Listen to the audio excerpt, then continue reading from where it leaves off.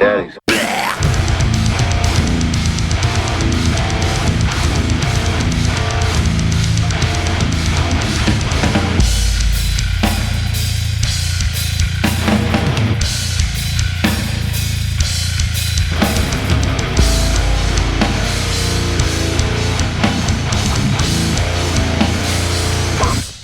Daddies. Come Oh, on. the world premiere Welcome back of to Death Metal Daddies. My name is Death, Jeff. Death, Death, Metal. Daddies. I'm Silas. Yeah, welcome back to another week with us. It's been a chaotic time. Uh, yeah, let's just get right into it. How's your week been? It's been good, man. I was hoping that by this episode came, I was going to say, "Oh, I just mowed today," blah blah blah. But because my grass is getting really tall, but like it's like we got a bunch of rain like on top of tall grass, so yeah. So I got tall grass right now and a bunch of rain. So gonna have to wait till it dries out. But um, looking forward to mowing. That's just some more old man shit about me. Yeah, I don't know, man. Chaotic school wise, nothing new there. Um, I'm trying to think. I got some more truck parts in for the truck, kind of going a little too crazy. I ordered like new door panels for the insides. Um, because I put that new handle in the tailgate, and then so I ordered new handles for the doors. But then I watched a video of to replace the door handles. You got to take off like the whole indoor panel and shit. So I was just like, well, fuck it. If I'm going that far, I'm redoing it all. So I've got like a bunch of Amazon boxes and shit piling up in my room. It's kind of giving me anxiety, but yeah, I got shit to do. That's for sure. I But gotcha. yeah. Other than that, man, um, not a whole lot. Garden's going. Got a lot of plants looking pretty good. Excited for that. Nothing too crazy over here, man. But I got a PS5 for my birthday. So Really? that Oh yeah, I forgot. It was yeah, your birthday like the day that after we was pretty recorded. sweet. Happy Yeah, birthday, yeah. man. So thank you, man. Old as I'm shit I'm now. getting up there. Yep, over the first hill.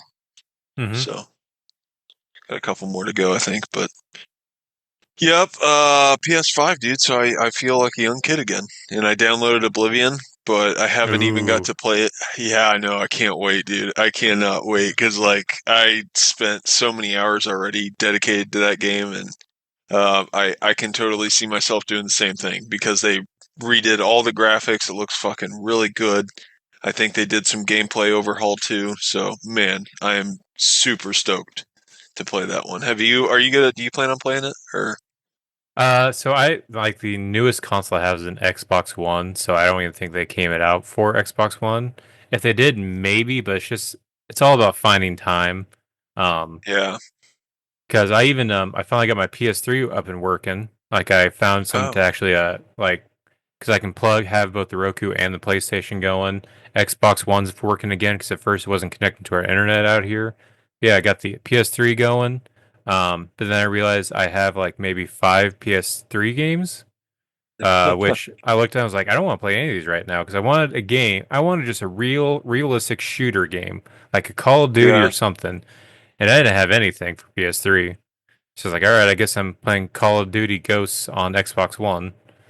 And even yeah. then, as soon as I put That it was a good in, one.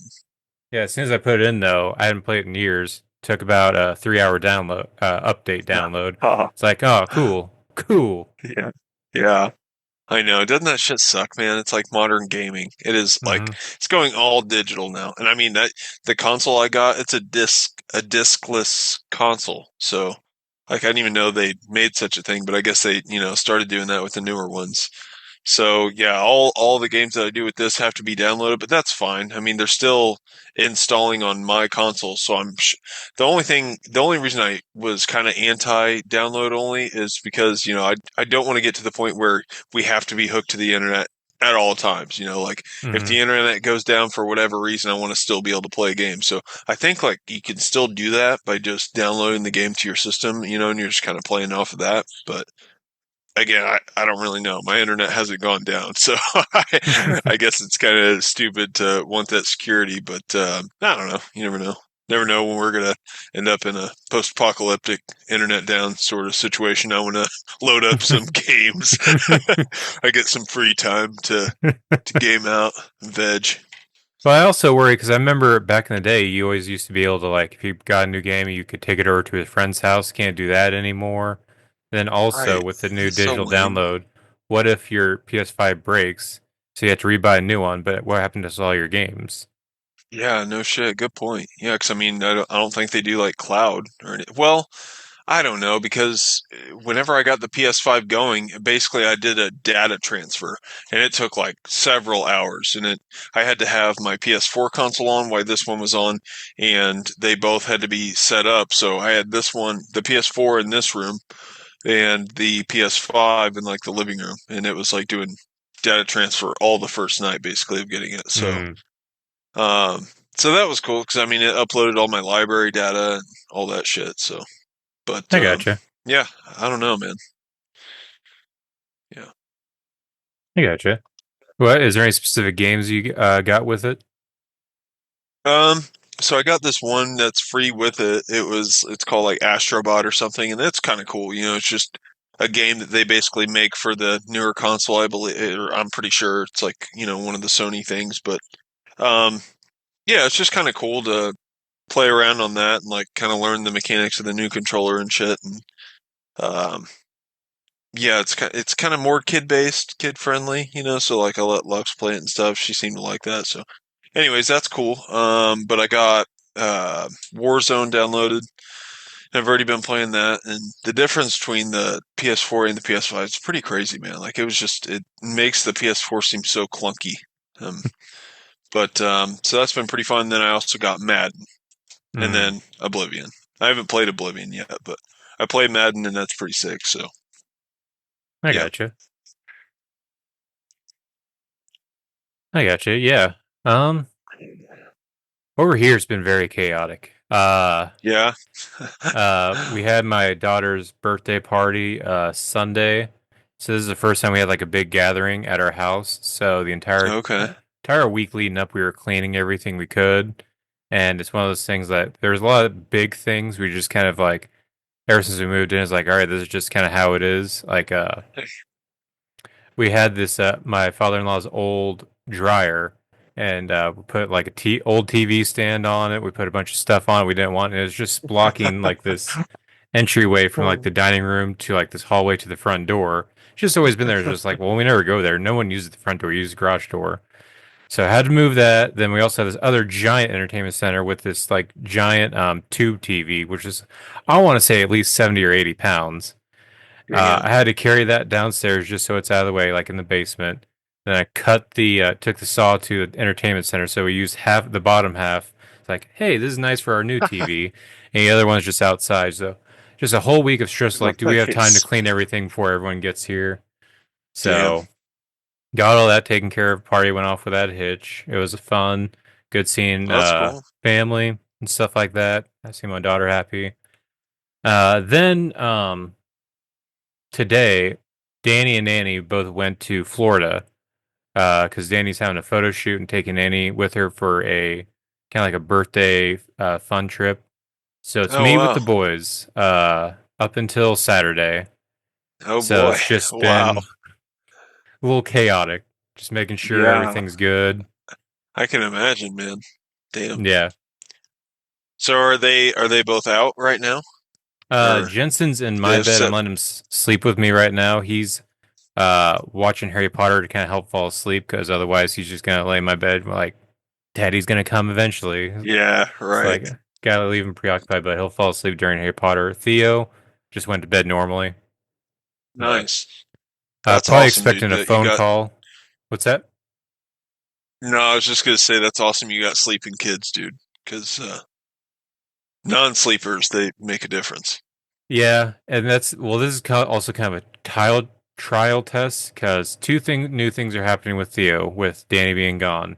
This will be the first time that we are actually weaning him fully off the titty.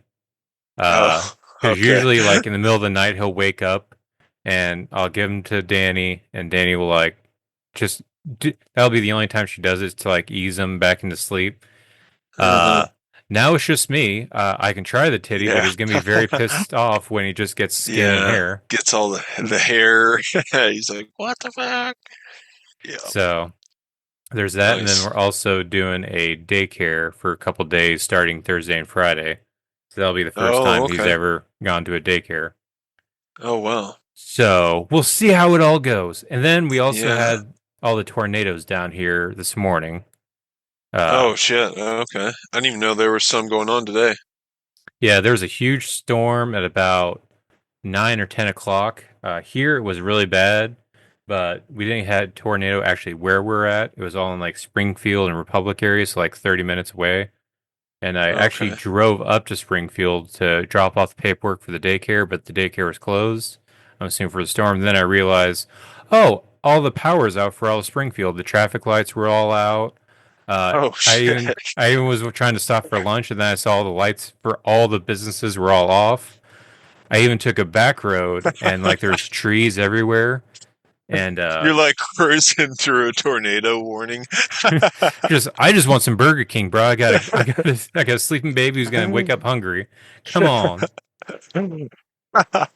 Oh, do. Oh, down tree over there. Oh, that's interesting. Well, yeah, that's the thing. I went through this back road, and there it was like just a residential neighborhood going to the daycare. There's trees everywhere. People are just kind of navigating through it. And there's one where it's like, all right, there's cars coming this way, this way. We're kind of taking turns and stuff like that. And as it was my turn, I drove. It's like, and see something. I was like, oh shit, we're all driving over a downed wire. Oh my gosh. Holy shit. That It's like no is one's blocking crazy. this off.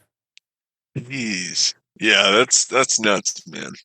I feel like I seen one of them not too long ago, but they had like a police car off to the side with their lights on just to make sure people like didn't hit it or something. So Yeah, they that's had it on scary one of though. the exits from Springfield to Republic, which is the one I usually take, but they closed it off because I guess the pole actually came all the way down and the wires are actually like hanging like 20 feet lower, and we're actually on the guardrail up the ramp. So I had to go Damn. a different exit Holy home. shit. Yeah. Yeah, it was a somewhat big tornado. A lot of the giant billboards were taken down. Giant, Wow. like those giant gas station signs they have for the highway. Some of those were blown down. It was Jeez. a It was a big thing. Yeah, I wasn't even aware of that today. It was basically just kind of small spurty thunderstorms where we're at, but Yeah. that's crazy. I hate tornadoes, man. They suck. Yeah, it even because Danny flew out of St. Louis, but it delayed her flight by about 3 hours, Oh, which okay. I'm already nervous about them flying because of all the Yeah. plane stuff going on. Yeah, no shit. So it should be Yeah, getting a what's the phone deal call with about that? 11. Um, It's like fucking 2024 hits and it's just like, crazy pilots everywhere. well, I think it was Crazy so plane originally. year. I think it's Boeing, because it seemed to that's where all the stories were coming out first. Like it kept being all these Boeing planes, and what I think is probably happening is a lot of cost cutting stuff.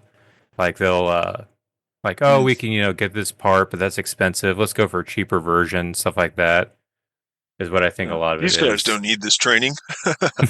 Well, that Yeah, and let's skip also this training day. we could get steel bolts or we could get the cheap metal bolts. Which ones do we want to use? Let's do the cheaper ones. Because Yeah, right. didn't last year like a whole like emergency door like blew open mid flight or something, just unprovoked. Shit, I don't know. Like probably. I feel like I've seen that. Yeah, that's crazy, man. That's a scary line of business too. Hmm. Fucking flying people thousands of feet in the air. And I know they I say it's still have not safer. flown. You haven't flown ever? I've never flown, dude. Yeah. I would say it's great, but then you have all the stress of like getting through TSA and just waiting, making sure your flight isn't canceled or delayed, having to deal with all these Yeah. other people who are tired. Yeah. It's It sounds great. like a fucking pain in the ass. Yeah. Yeah.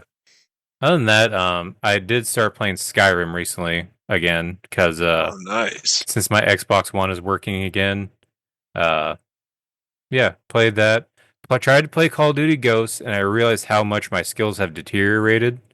Because I tried to play campaign, and I kept dying instantly. It's like, man, even on the campaign, I can't. It's a good thing no one plays Ghosts on on Xbox One anymore. Yeah. Otherwise, I would embarrass myself on live. Dude, oh, me and Sammy play Warzone all the time, but it's like one of the hardest fucking games ever. Like, those dudes are just staying sweaty all day long, Hmm. man. Like, I don't know where these guys get the time. It's like, Howard, it's so stupid. Like, we used to like get a win back when Warzone first launched. You know, we had gotten a couple, but now, oh my god, we get murked so fast sometimes. I mean, sometimes we will last long, but we haven't won. We haven't won a match since like first Warzone ever launched. But yeah, it's crazy. I feel like those dudes are just fucking grinding out, nerding, Yeah, raging, I do feel like raging. online play used to be a lot easier. Yeah, Like I it's remember like in not even Halo. fun. Yeah, it's It's like not more fun anxiety anymore. fuel. You got all these people who now make a living from like Twitch streaming and video game playing. Remember back in the Yeah, day, it's you so used to weird. actually like have a 50-50 chance of like winning a game. Yeah, yeah. I don't know. It's fucking nuts. Yeah. Um, Other than that, are you ready to get into some new releases? Yeah, dude, let's do it. What are you guys listening to?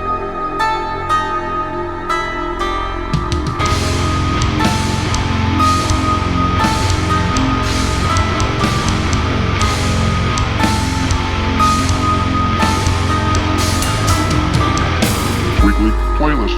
Weekly Playlist. Weekly playlist. Weekly. All right. It's a very short playlist this week. Sorry for that for everyone. I just as I was talking about, very chaotic. I did miss a couple albums, but let's just kind of focus on the albums we got.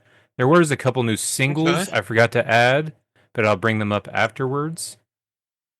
Um, Okay. but up first, in all honesty, I wasn't even super excited about the albums that were on here. So I don't really have a pick. Do you have a pick for your favorite this week? I do. Okay. I glanced at all of this playlist. Even though I kind of went into it with the same attitude. I wasn't real thrilled. I kind of still feel the same like after the playlist, but you know, some cool stuff, I guess. So, but my favorite was this new Employed to Serve album, Okay. Fallen Star. I I really like this band. Like, there's a lot of elements I really do like. I'm not really too big on the clean singing. I feel like it's a lot of kind of I don't know, dad rockish vibes, kind Mm-hmm. of being forced into this weird. I don't know. It's almost like a new metal-y kind of metalcore, deathcore hybrid thing going on.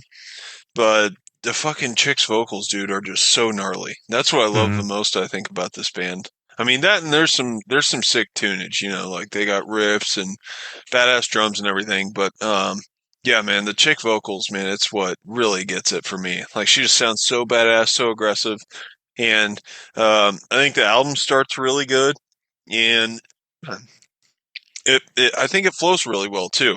I mean, there's some songs I don't really like as much as others, but for the most part, man, I really enjoyed this album. And my favorite song, it's got to be that song "Atonement" featuring Will Ramos. So, like, I was kind of confused because I want to say, like, on the first track or even maybe even second track, um, there's like the kind of dad dad rock cleans that like Will Ramos is kind of throwing on that track even. So, but they're like in other songs. So I'm guessing someone in the band also sings like that too. Obviously, but um, it's just it kind of throws me off when it comes, you know. It almost just kind of sounds a little forced, but whatever. But the Atonement song with Will Ramos, like, it is really catchy. You know, I don't really. I think I mentioned this when the song first dropped that I didn't really care for the vote or the lyrics and stuff. Like, I don't know, I still kind of feel that way, but like, all in all, it's a badass song, man. Like Hmm. she really sounds crazy as hell. She has that opening line, something something. If I can't have you, no one will. And it just like kicks into it, real badass groove, dude. And they got badass breakdowns, man, and sick grooves throughout. Yeah, it was my favorite of this weekly playlist. Did you listen to that one? I'd listened to about, I'd say about half of it, and actually I even will listen to a little bit of it right before we started. I will say it does start off strong, and I do get a little bit of mathiness from this band, and that's kind of what does draw me in. Um, and I will say that I wasn't too big into Atonement when it came out, but in the context of the album, I do actually like it a lot more. It is very catchy. Lyrics are Yeah, still kind of annoying, but even when the clean chorus does kick in, it hits better. It is catchy, and I do kind of notice a little bit of Will's vocals, even in the verses, a little bit more now. I don't think I really yeah. caught it the first time through, but Yeah, he I does want his nasty lows in it, dude, and I it. didn't catch that the first time listening to it, but he comes in like with his nasty shit. He does highs and then lows and then or lows and highs, goes back and forth with it, and it's a really cool mix for this band's sound. I almost Hmm. kind of wish that there was those vocals throughout like this Hmm. whole album, because I think it really fits, and I think it makes it even more kind of sinister sounding and really Yeah. sick, but yeah, dude, I think that was a really cool feature. Yeah. And also, I don't know if it's Break Me Down or Familiar Pain. It kind of starts off a little bit, kind of like with Atonement, kind of a little bit dad rockish at first, but then it slowly progresses into more like the mathy and new metal stuff that it kind of gets a little bit better as it goes. And I kind of like that because it start off me hating it, but when the song progresses and makes me love it, I do kind of like that. I'd rather be that Yeah, way than the reverse, where I love it at first and then it starts to suck near the end. So if sure. that kind of formula works a little bit better for me. But yeah, it was pretty good. Uh, Nice. yeah, and that is Fallen Star by Employed to Serve. Um, Anything else you want to add to that album before we move on to other ones? No, I don't think so, man. All right. All right. Other albums we got. We also have the new album from the German metalcore band Caliban with their new album Back from Hell. This has a couple features, some big names. You got the guy from Mental Cruelty, the guy from The Browning, and Joe Bad from Fit Hmm, for an Autopsy. There are some pretty heavy parts, and I've never been super into Caliban, but every now and then I check in on 'em. I do feel like in this album, they've done a good job of like keeping up with the Joneses when it comes to sound wise. Still very modern. They're sure. keeping up with the heaviness. The only thing with me though is it's still not connecting with me as much. I do like part of Guilt Trip, especially Mental Cruelty's part on it. I really like. Other than that, this album didn't really stick with me. What did you think of this one? Did you listen to this one? Yeah, I did, and I pretty much kind of right in line with you. I think that it's a really good metalcore album for modern day. I think they're doing a really good job of sticking with the genres and um, staying fresh. So, yeah, they had some cool moments. They got some cool breakdowns and stuff, but I think they're kind of just staying their lane. You know what I mean? They're not Mm-hmm. really getting slammy and or uber deathy and stuff, but it's just doing what they do, I guess. So, Mm-hmm. yeah, I thought they got some cool sounds on it though. Yeah. And that is Back from Hell from Caliban. Um, Up next, this is a big release that we were kind of talking about. We even had a whole podcast episode just talking about this band. And that is the new album from Ghost. This is their sixth album, I want to say. Skeleta. Something like that. Hmm. Yeah, Um, I'm kind of on the fence with this album. There's parts of this I really like, and parts of it I'm just kind of bored with. But I'm really enjoying the. I get a very '80s vibe from this album. It makes me almost yeah, every song kind of makes me think like if it had a music video, it would be like an '80s themed, like girls with like big hairsprayed hair, this weird colored spandex and stuff like that, and it'd be like a cheesy, campy like slasher movie kind of music video. That's what I get from this yeah. album. those are the vibes I get. Starts off with Peacefield, which is good, but I want to say the chorus very much reminds me of "Someday love will find you, cut the ties that bind you." Yeah, Journey.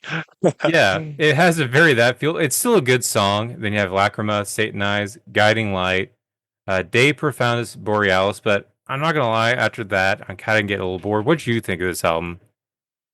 Yeah, man, I had a lot of hype going into this one, and I don't know. I was kind of hoping Ghost would redeem themselves for me and kind of bring back the heaviness and the I don't know, kind of badassery that they used to kind of bring to the table, but it kind of fell a little too poppy for me. I Hmm. was kind of hoping they would drift out of that poppy, but they definitely didn't and kind of still ride it.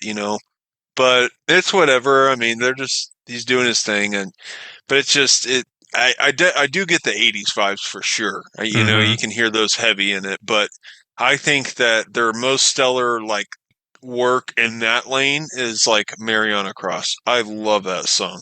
Hmm. I think it's so catchy. It starts out so good, and it's a badass fun jam. But this one, nothing really hits that hard.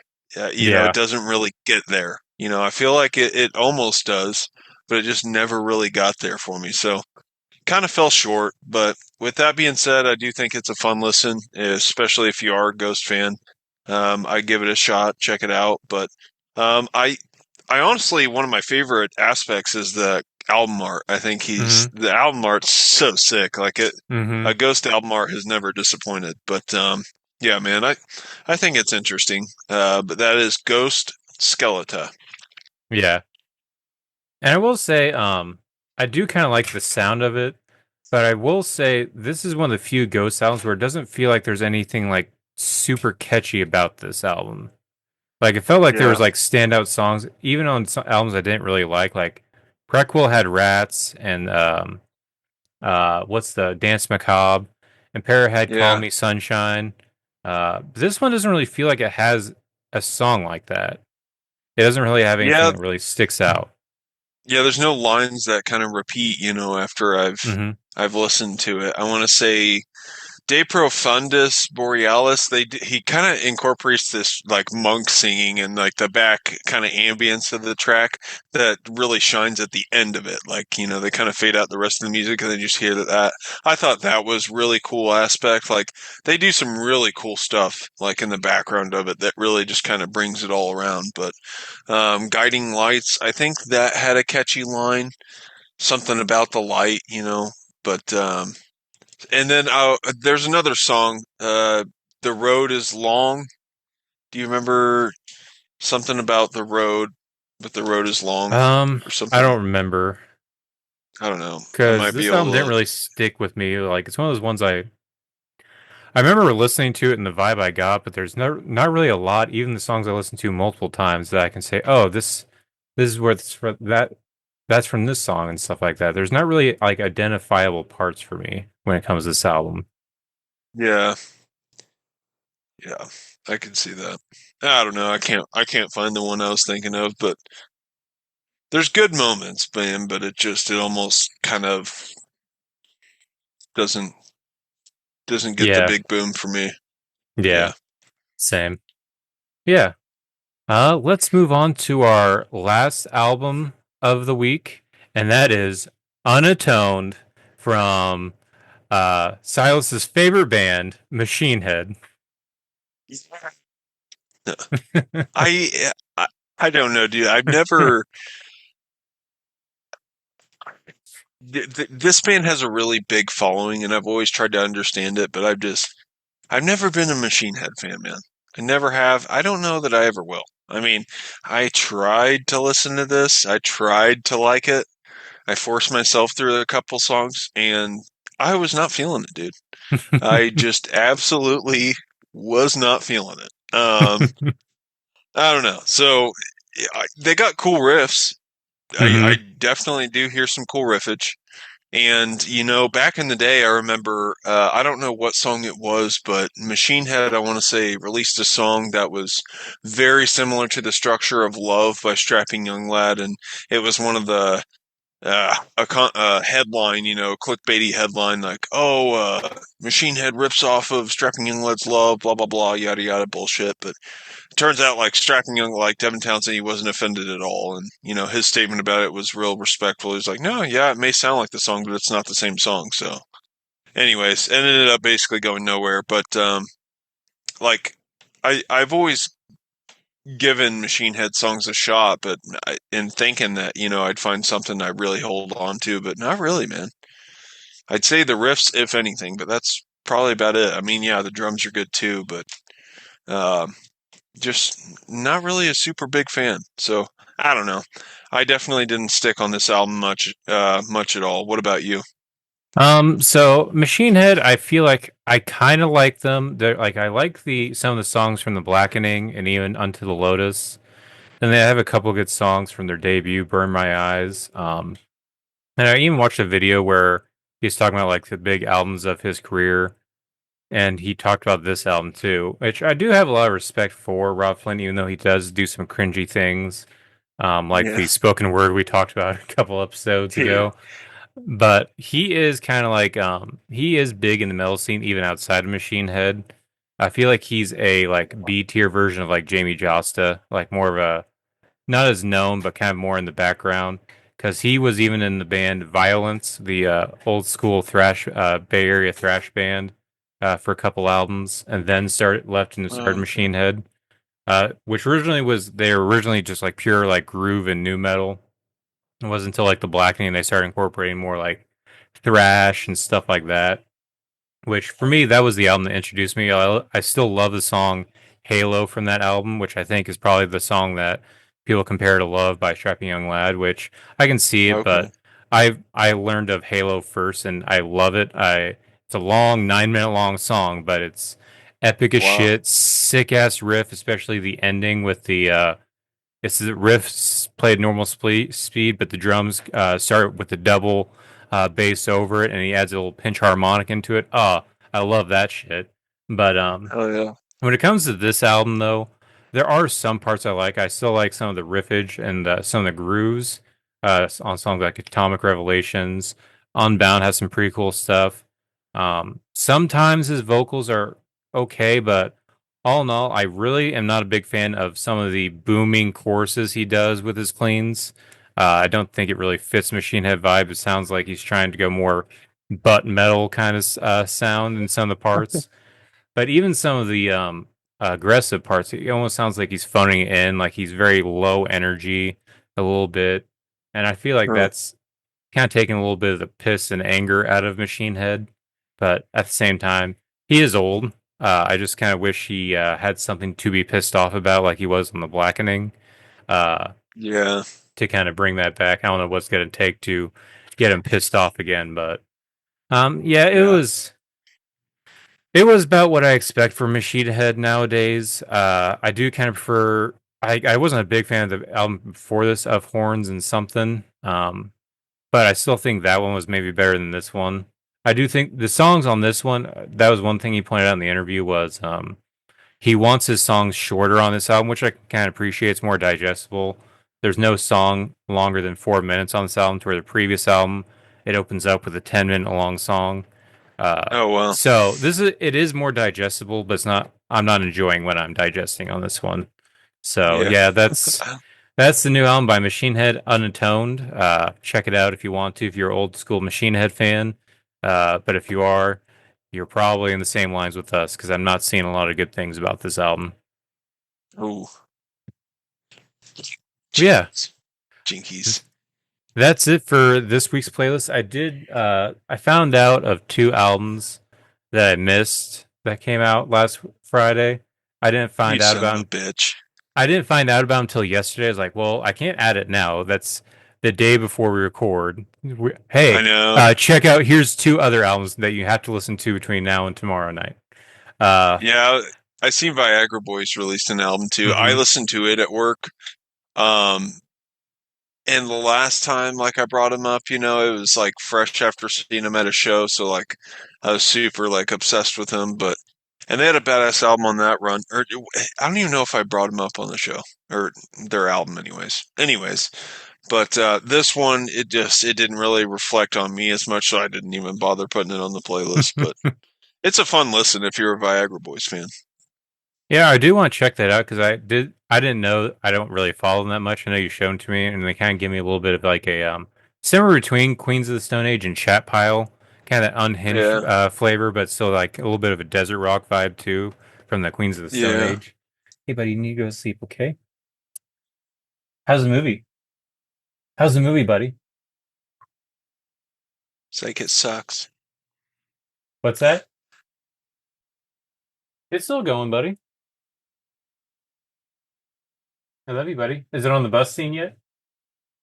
Yeah, it always has. Okay. Well, there's still other cool parts like the wolf. Well, what do you want to watch? Yeah, Viagra Boys. Mm-hmm. I was interested in checking it out because I saw Fantano posted a review on it and he wore his yellow flannel, which means it's always an album he loves. So I'm interested to check it out. Oh, really? But yeah, Does he that's how. do that? Yeah, if he wears a yellow Wow. flannel, it means he loves the album. Hmm. That's kind of That's the only stupid. code. That's the only code I know. But What an idiot.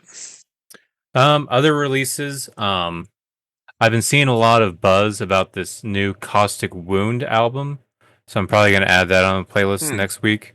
It's kind of a grind. So far, I've listened to a couple of tracks. It's very short. It's kind of a grindcore, a little bit of death in there. Very short songs. It's like 16 songs. It's like 24-minute album. It kind of sounds like if you took Nails but took uh the punk out of it and less production, more grimy. So I think that would be a good one to Okay. add. And then also, I actually have a late release I kind of want to put on there probably. Um, Neural Glitch is this band's name, and they've been getting thrown out there all the time on this like tech death page that I follow. But this came out back in January on the okay. 6th, and it's like Uber tech, crazy type shiz. I listened to it once, and it was really solid. But I don't think we covered it on here, so that'd be a No, it good doesn't one too. sound familiar. Yeah, if you wanted to, whenever I send the playlist, if you want to, because I send you a collaborate link if you just want to add it Yeah. whenever I send it to you. Okay. And then also, I can't believe I missed it because we've been talking about this for a while. The new, I want to say debut Coffin Feeder album came out last Oh, Friday. Missed it, so that's okay. going to be added next week. I think they released one a couple years ago. Okay. So I seen that it has Arnold Schwarzenegger on it, like from Predator. Yeah. But like, I don't know. My mind's tainted with the Austrian Death Machine as far as like that and metal goes. So like, do they do like Arnold quotes in here or like samples, movie samples? I don't think so because when you go to the Coffin Feeder Spotify page, their profile picture it's every member's face kind of cartoon drawn on movies characters from the 80s. Like it looks like Sven is RoboCop. They have someone dressed as Conan the Barbarian. They have someone dressed as almost Dr. Evil, but I think it's supposed to be the actual Bond character. Another is Oh, Rambo, okay. and another as the Michael Douglas movie. I don't know what the name of it, where he goes postal in a suit and tie. So I think it's just like Oh, okay. 80s violent movie theme. Nice. Actually, is there even a gremlin on there? Yeah, there is. Yeah. Well, let's check out Big Trouble by Coffin Feeder this upcoming week. Sure.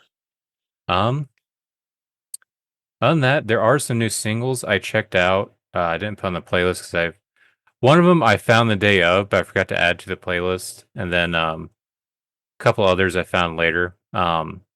We'll see if you listen to them. Did you hear the new King 810 song called Rust Belt New Metal? No, I heard about it. I did not scope it out. What's your thoughts? I feel like they are kind of going back to heavier stuff, not as like the annoying Oh, stuff they kind of been doing. So it is very okay. like we are new metal, we're embracing it now. And also borderline political, because he's complaining about Obama coming and taking pictures but not fixing their water, complaining about sending money to the people of Gaza and to Israel when Palestine, Ohio got nothing, stuff like that. Uh, so that was a Huh. little weird for me because I don't really think of King 810 as political, and I don't think we align politically. So it's always going to throw me off a little bit, but either Hmm. way, I mean, do kind of like where it's more aggressive, and I do kind of like it a little bit. But I do recommend That's checking cool. it out. It's Rust Belt New Metal coming up. It looks like for a new album, I think just called Rust Belt New Metal. So they are embracing it more, and I have seen some more videos. I guess the guy, I forget his name, the singer from is it Make Them Suffer or the newer one with the big singer? Oh, let them suffer. I think so, yeah. He keeps going on stage and like singing their part songs with them, so I guess they're becoming good friends. So I think he Oh, is okay. embracing more of the actual metal side of the band, so that'll be nice to hear Nice. again. Hell yeah. Yeah, man. They ripped like whenever they were going heavy, dude. Hmm. What is it, Midwest Monsters? That fucking album goes so hard. Yeah, and Memoir of a Murderer. They also have Yeah. Or yeah, La no, Petite that's the one I'm Mort. thinking of. Midwest Monsters is like a compilation thing, I think, or collab. Yeah, yeah. But yeah, Memoirs of a Murderer is what I'm thinking of. Like they just got banger fucking songs on that album. Love that album. Then also La Petite Mort, Conversation with Yeah. God. Yeah. Yeah, that's got so much vibes in it. Hmm. Like just that song alone is just like it's so dark and Hmm. it's like heavy in its own way, you know. Hmm. Yeah. So yeah, I'm glad to see King at 10 kind of almost returning back to form a little bit, even just a little bit heavier, kind of embracing their new metal Oh yeah. identity. Um, I'm excited to hear ano- that. yeah, another new single. So this was a surprise. So let me build this up because this is a big deal, at least for me and people who also Okay. like this band. So there's this band called Deadguy. I think I've talked about them a couple times. They are a pretty much the pioneers of mathcore. They came out with an album called Fixation on a Coworker in 1995. If They are almost like sound-wise kind of the connective tissue between Dillinger and Every Time I Die. It's mathy, but kind of somewhere closer to Every Time I Die, as whereas Dillinger is like you can't call him anything but math. So somewhere in between. Um, they Okay. released that one album, then an EP, then they broke up in like 99 or 2000, something like that. They got back together, I think, like last year, the year before. Started playing some like reunion shows because people are finally appreciating them for what they were. Because that's kind of when I found out about them, when there's more people finding out about this band. So Right. they just released a single today called Killing Fee. Uh, Ooh. Building up to a new album, first in 30 years, coming Wow. out June 27th, and is called, now I gotta look it up, some about Travel Dead Guy. Not Dead Kennedys, Dead Guy. That's good. You're gonna get some crazy results, I bet. Here we go. Near Death Travel Services. Uh, for Dead Guy. And this song is awesome. It pretty much it sounds like they never stopped. It sounds just like Nice. Fixation on Coworker, just cleaner, newer production. It sounds like there's nothing wrong with what we were playing back then. We're just gonna keep fucking playing it, and it's Oh yeah. awesome. So I don't yeah, think I ever listened to them. it's they're a weird, obscure band because, like I said, it's one of those bands that's from 1995. I had never heard about them Wow. until some video was kind of explaining like Every Time I Die sound. Hmm. So then I checked them out. I was like, ooh, I like this. This is cool. Yeah. Check out Kill Fee, new single by Dead Guy for their upcoming album, near-death travel services. And if you're new to Deadguy, like I was, uh, go check out their old album, Fixation on Coworkers. It's got some bangers on it. Starts off with Doom Patrol. Other good songs, Die With Your Mask On. It's a fun, cool, old-sounding album. If you don't like the old sound, check out the new song. It's got the newer production, newer vibe. It's awesome. Check it out. Oh yeah. Do you have any new singles you want to bring up? Um, let me see what I've been listening to on Spotify just to double check. I don't think so though. I think pretty much covered all the new stuff I've been hearing. Yeah, no, I ain't got nothing. I gotcha. Actually, Oh man, I did have a disclaimer I wanted to announce about our Carnifex episode. I feel like I failed to really listen to that first or album EP, whatever it was again, and like it just came through. I was jamming a playlist one day, and this heavy ass song comes on, and I was like, damn. And then I recognized it was Carnifex vocals, but I was thinking it was one of the more modern albums. But dude, this was Light in My Face in '09 or whatever, like the first Mhm. album that dropped, and I was like, holy shit, like the quality, man. I feel like doing a Carnifex episode, it was a failure on my end to not have noticed that and highlighted that comment, because man, they started out the gate strong, dude, with Mhm. that album. I mean, the production, really, like the recording, it's phenomenal for to start out like that. I mean, they really set the bar high, you know. Mhm. So I mean, yeah, man. I mean, it just, that album crushes, dude. It's an Yeah. absolute crusher.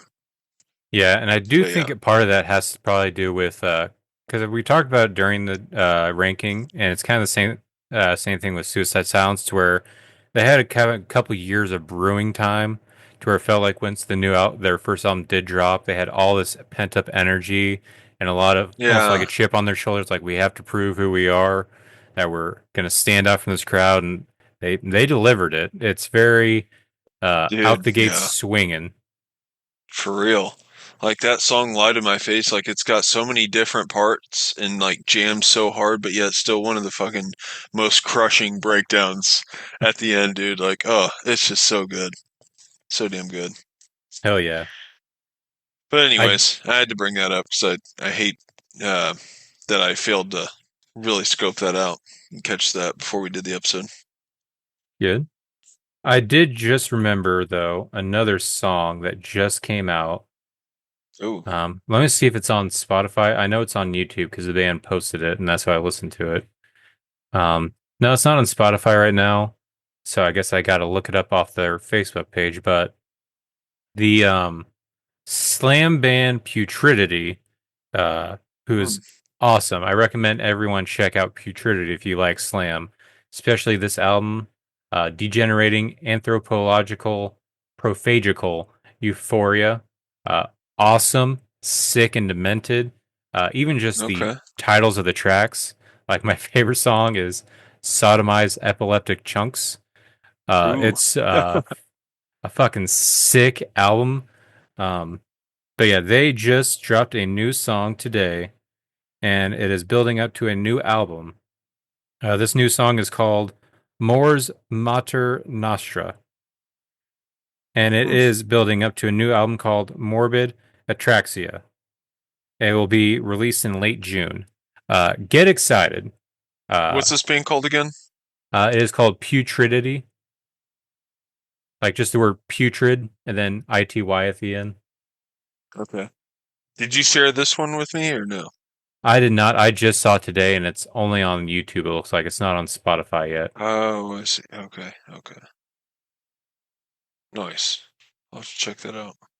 Yeah, awesome band. Yeah, I recommend them checking out, and especially check out their 2011 album, Degenerating Anthropophagical Euphoria. They're awesome.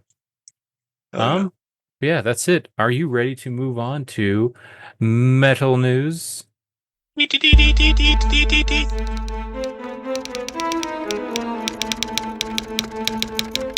Metal news.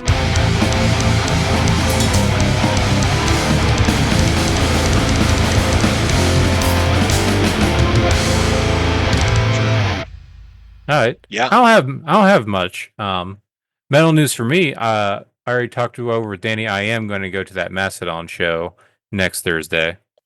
So Oh, okay. absolutely, I'm Nice. going. If you want to come with, you can. I'm going, leaving straight from work, going there. It's on Thursday.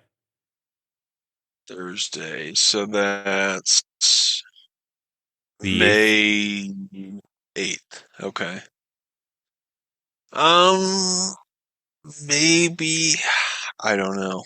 Where's it at? It's in St. Louis. It's at the factory, which I guess is an outdoor venue, is how it's being labeled. Oh, wow. Interesting. Maybe. I'll have to let you know as we get closer. Because also, I found out, I looked at, because this is like a one-off show they're doing. They are going on tour with they're on tour with Coheed and Periphery. However, this is either like the day before or 2 days before the tour starts. So they're gonna Oh, have all the wow. merch. And they're gonna have Damn. Yeah, all the true. energy. Very true. So And what if Periphery comes to do like a secret guest spot?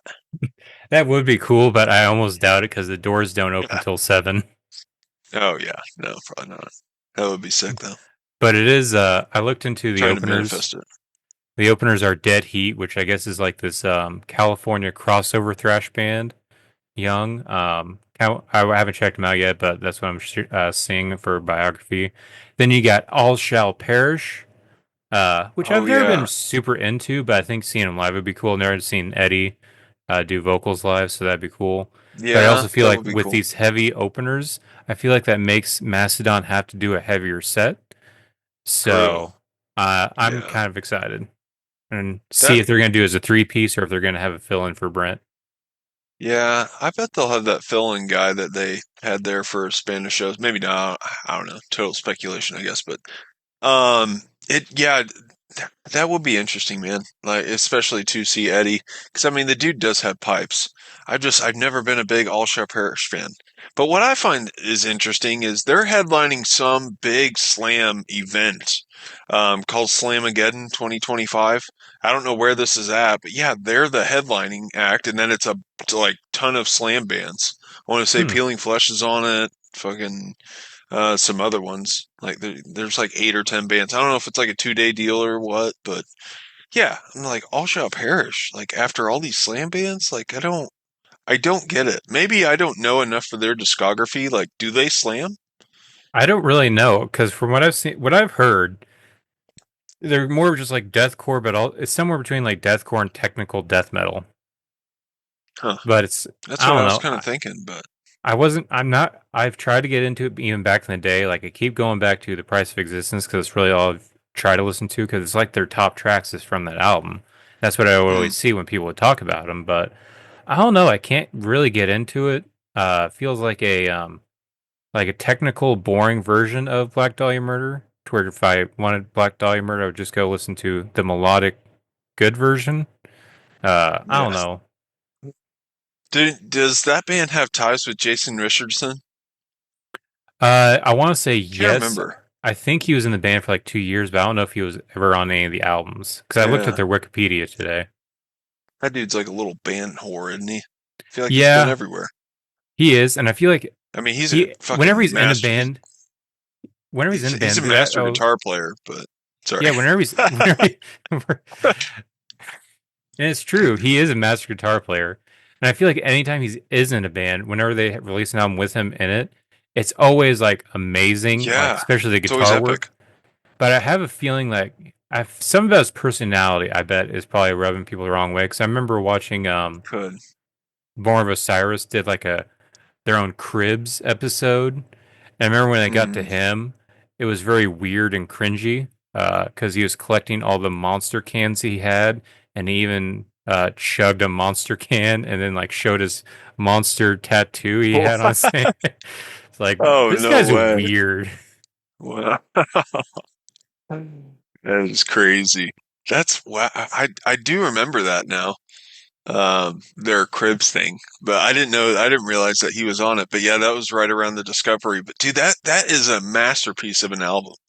The Mm-hmm. Discovery. I fucking love that album so much, and it Mm-hmm. still hits so hard. Like Mm-hmm. that is one album that can still pump me up to this day, dude. Hands down, probably my top Born of Osiris album. Mm-hmm. Yeah, that Foreshadowing the rankings there. I do want to say, because I remember loving that, and then what's the Tomorrow We Die Alive came out after it. I remember we were really Yeah, high on that, but I feel like the Discovery has aged better than Tomorrow We Die yeah, Alive. Because I went back and I listened to agree. Discovery this week, and like you said, it still hits. Follow the Signs is still awesome. Wow. Recreate or Recreate, Recreate, dude. yeah. Yeah. But when I go back to Tomorrow We Die Alive, that intro to the machine, it feels cheesy at this Oh yeah. point. Yeah, really? It I feel doesn't like hit it me like still it did might when pump you up, but it I doesn't don't hit me know. like it did when it came out. Well, see, and I kind of felt like it was a little cheesy when it came out. And like I remember watching the video and hearing this all dun dun dun dun dun dun dun dun dun dun dun dun dun dun dun dun. It's like what is this? Like a movie? Like come on guys, what are you doing? It did seem really corny, but then we went to go see it and they played that live and I thought it was fucking badass live. Like it made way more sense live than it did just listening to it, on your phone or computer or whatever. Way Yeah. better live. Like it definitely has some corny effects just listening to it, but live, dude, I felt like it was so cool because on the build up, whenever it hit, like everyone in that crowd jumped. That was a hmm great crowd that night too. That's what really made that show, I think. Yeah. Like that was a just totally interactive, fun ass crowd, dude. hmm And it really felt like so it was Born of Osiris then Periphery, right? Because I feel like as soon as Born of Osiris Yeah. got on stage, like the whole night was just ecstasy. It was just every Mm, song Born of Osiris played was amazing. Periphery came on. There's a yeah. blur of just amazingness. It was a Yeah. great show. It was, dude. I mean, it was, yeah, from Born of Osiris all the way to the end of Periphery, dude. hmm Just a absolutely stellar show. And I mean, I just remember like the wave, the impact of Born of Osiris and how interactive those people were. Like, just you could see either left or right side, someone was crowd surfing somewhere. It hmm was just fucking chaos. It was so crazy, so cool. Yeah. And I know we got to meet the keyboardist too, but I guess he's Yeah, not in the band anymore. yeah, yeah. They've had some lineup changes. I know that. Yeah. Other metal news, I want to say I saw the lineup to Maryland Death Fest. Have you seen this? It's I Uh-uh. guess 4 or 5. It's May 22nd through the 25th, so it's like multiple days. Oh But wow, this that's lineup, usually a pretty big one. yeah, this lineup is stacked, and it's uh a Oh, lot okay. of like I'm gonna check it really out. heavy bands. Let me see if I can pull it up again. I know Devourment's on it, and is one of the big names on it. And Pentagram is actually opening the opening night. So yeah, you have Obituary, you have Triptychon playing Celtic Frost songs. Um, then Whoa, Triptychon that's again. fucking sick, dude. Yeah, Triptychon's playing multiple nights. One of the nights they're playing all Celtic Frost songs. Another night they're playing just Triptychon songs. You got Paradise Damn, Lost, that Witchcraft, is Dark sick. Funeral, Asphyx, Unleashed, Nile, Razor, Tankard, Cynic, Incantation, Dragged into Sunlight, uh, Orange Goblin, Hyrex, Psy, Benediction, this band whose logo is the Taj Mahal with a couple of Hindu gods. I don't know what it is. Campfire, Christian, Wormrot, Devourment, Skepticism, Gutalax, General Surgery, Wow. Gorgasm. There's a lot of bands on this. Oh, dude, they even have like Krallis. the layout of of like where how the events, where's it at?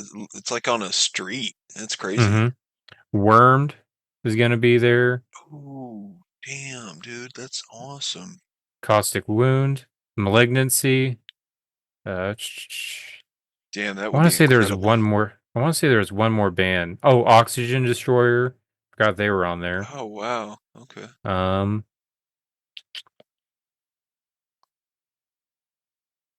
I Oh, want to say that there's one more band Lick. band. I don't know who that is. We've listened to them before. I Have we? dug. They had like a last album I dug that I remember sharing to you. Yeah, I want to say they got some members from other bands or something like that. I gotcha. Damn, that's pretty sick, man. That looks awesome. They really pulled a bunch of like European bands. Mm-hmm. That is that's almost worth driving to Maryland just to camp out for a couple days. Get to see For Tripticon play real. 2 sets, one Yeah, Celtic dude. Frost and one original, Yeah. and That's Gudalax fucking bad. Yeah, driving Godalax, in like with a porta potty vehicle. yeah, the underground legendary band. Mm-hmm. They're so interesting. Yeah, that's all I got for metal Nice. news. I don't have much else. Do you have any other metal news? Um, no, I was gonna show you this. I don't know if you had maybe told me about this on the show not too long ago. I want to say it feels like reminiscent of that, but I finally watched this reel where I don't know if you told me about it, but Under Oath like Mm-hmm. performed a show as a totally different band. Have you seen this? No. Like they wore masks and stuff and like changed like had this weird logo, a totally different name, but they played a show like that. And yeah, I didn't know. It was weird because I didn't really know what to think. Because like they're clearly doing it for promo, and like the video, they're just like it just seems kind of so like set up and commercialized. Just like yeah, so like what if we just like play a band like as a different band or like play a show as a different band? Like I don't know. It's weird.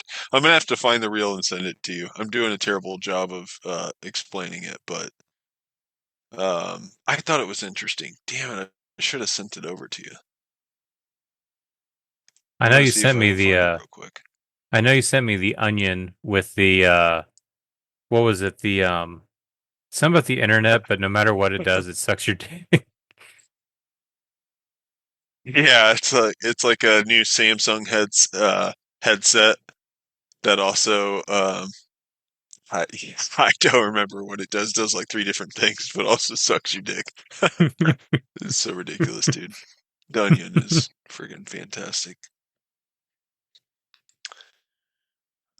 Um,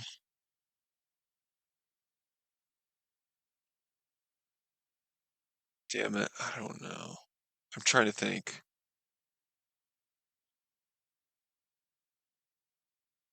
I know that I've seen this somewhere. I'm just trying to find it now. Google. Oh yeah, Under Oath. So this was February 20th, 2025.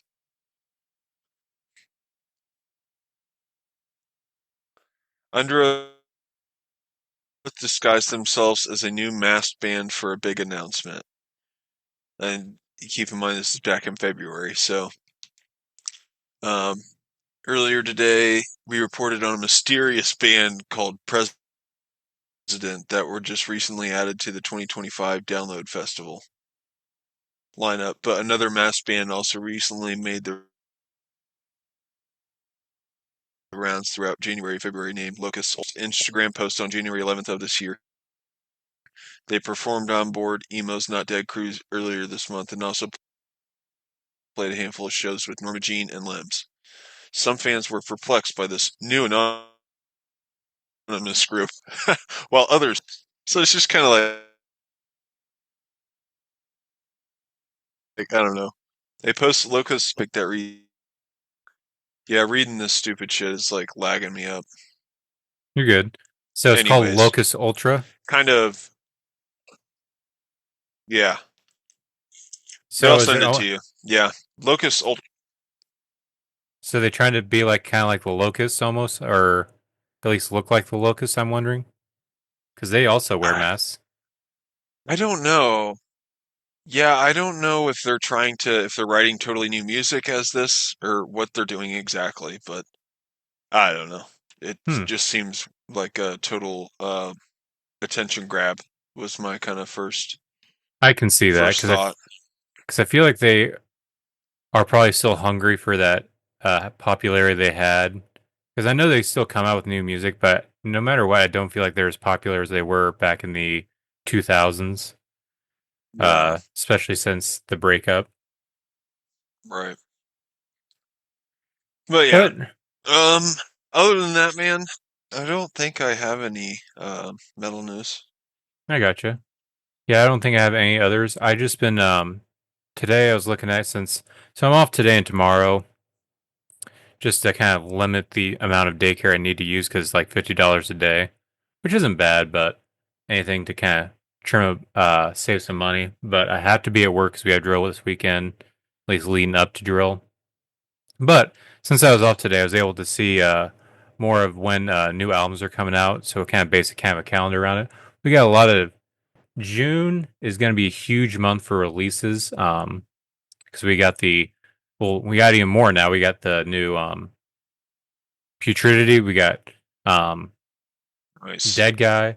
We also have that's when uh fuck Cryptopsy comes out with their new album. We also Oh have Shadow of yes. Intent. We have Oh, that'd be sick. here I can scroll down my thing. Oh, Rivers of Nile. Yeah, That's Rivers of got to be coming. Nile, Fallujah, Sodom, Malevolence, Midnight, Full of Hell, which is releasing an EP, but still it's a new release. You got Heimet from Heaven Shall Burn. The Shit of Hmm. God is coming out in 2 weeks, so that's actually coming up pretty soon. That's Um, what the album's called? yeah, the name of the album is called The Shit of God. Okay. Could have chosen Right on. anything else, but I Yeah. think The Shadow Elite would have been a better album title, but that's just me.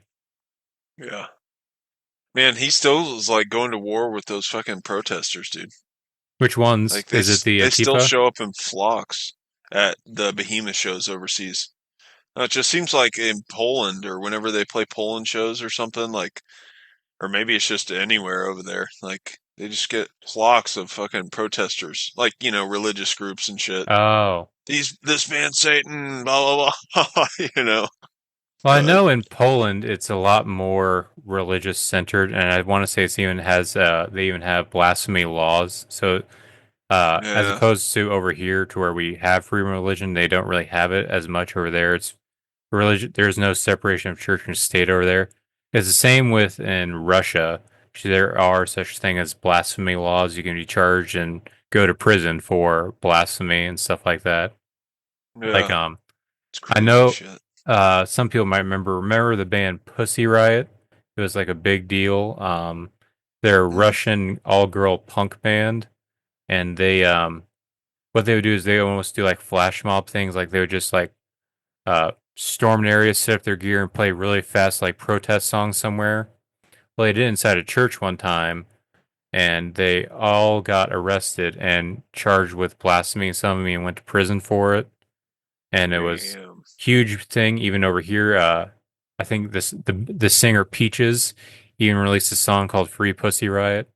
Uh, so yeah, there's although if you just drop the riot part, it sounds like it's a completely song about something else. But um, Yeah. yeah, they don't have as much freedom, and that's what I know.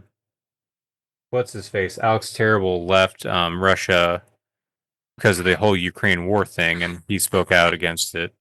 But I also wonder if it also has to do with the whole him being very anti-religious in his music, very open about it. So that I can also Mm, see that being an issue too with him over there. yeah. He seems Which very speak, pro-gun also. yeah. Which speaking of that, I know they announced a new album as well and a single. Um, Yeah, did you listen to the single? yeah, I actually didn't mind it. I kind of like it better than the other singles. I'm just not a big fan of. I feel like it's gimmicky. With the whole like him wrestling bears, and now he just bought a couple bears, and this new Did you album, see the this new video? song. No. It's so stupid, dude. It's just buffoonery. Fucking like a dude in a bear suit. It just looks so stupid, man. I'm like, what the fuck are you guys doing? I don't know. It's definitely they're straying from like the seriousness of metal, which Hmm. is interesting. I mean, it's kind of getting more mockery. But at the same time, like the dude's got fucking pipes for days, so Yeah. they're kind of undeniable in sound. Like the fucking guitarist shreds, the drummer is insane. That band is nuts, musically, but the themes, the thematics are definitely Hmm. ridiculous.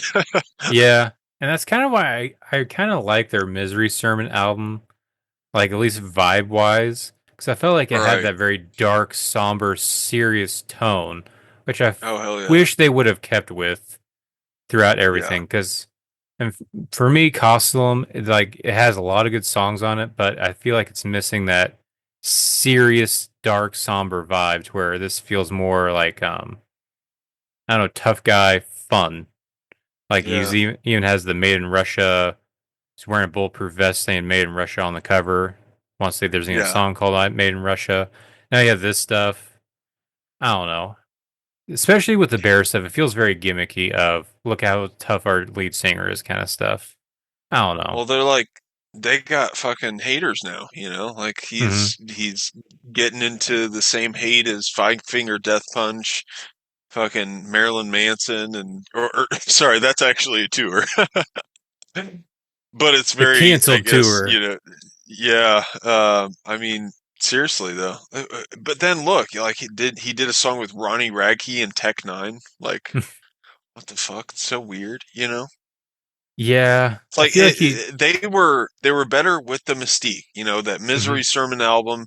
They came out with they donned this new mask that was Hmm. like, yeah, I was captivated by. I was like, ooh, that's fucking cool as shit, dude. Especially with those vocals behind it, And he doesn't wear it all the time, but he takes it off like during the show or puts it on during the show. I don't know, but so it was just. But then after that album, dude, they just fucking blew up, and then you had all these reels, seen them everywhere online, and then he's doing ridiculous, stupid covers all the time. I mean, whatever. Dude's having fun, clearly, but I definitely dug them as a band with that darker kind of mystique to them. Hmm. So, Yeah, I don't know. yeah, yeah. We'll see how this new album goes, but I don't know. I do feel like it's not the band we loved back at Misery Sermon. I do think there'll be awesome parts. He'll have brutal vocals, some cool guitar parts, probably in some catchy songs.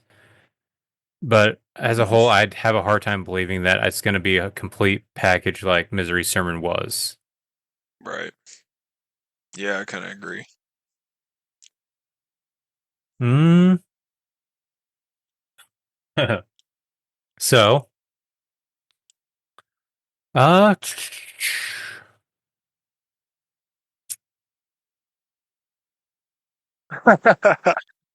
Let me see. Let me see if I um, was going to add something. actually, we can talk a little bit about some sports. Actually, I got two sports topics we could talk about. Okay. First one, it's probably going to be just a short one because I just want to bring it up. So the Blues hockey is still going on because they're in the playoffs. Nice. Uh, they're the bottom seed, so they had to play the top seed, which sucks. But you know what? They're going to make it work. They were started off, lost the first two games in the series, like, ah, fuck. So it's going to be first round exit. This sucks. But they've actually come back and is now tied 2-2. And in fact, Oh shit. they've made the other team pull their goalie both recent games for how bad he's been playing. Uh, Wow. Holy shit. I want to say it's like 12 total goals in the past two games against the Jets. And one thing I kind of forgot about is so the two goalies that are going against each other are also the same two goalies that played in the America versus Canada game and that Oh wow. championship thing. It's Connor Hellebuck from Winnipeg Jets, played for Team America. Jordan Bennington from St. Louis played for Canada. Even though now it's reversed because, well, Connor is American playing for a Canadian team and Jordan's Canadian playing for an American team. But they ran their top goalie, supposedly the best American goalie, out of the goal two games in a row. In fact, the Blues crowd, when they pulled him, said, "We want Connor." Wow. Like, awesome. So I'm excited. Game is back to just 2-2. Whoever wins the next two games wins it. So they play again tomorrow.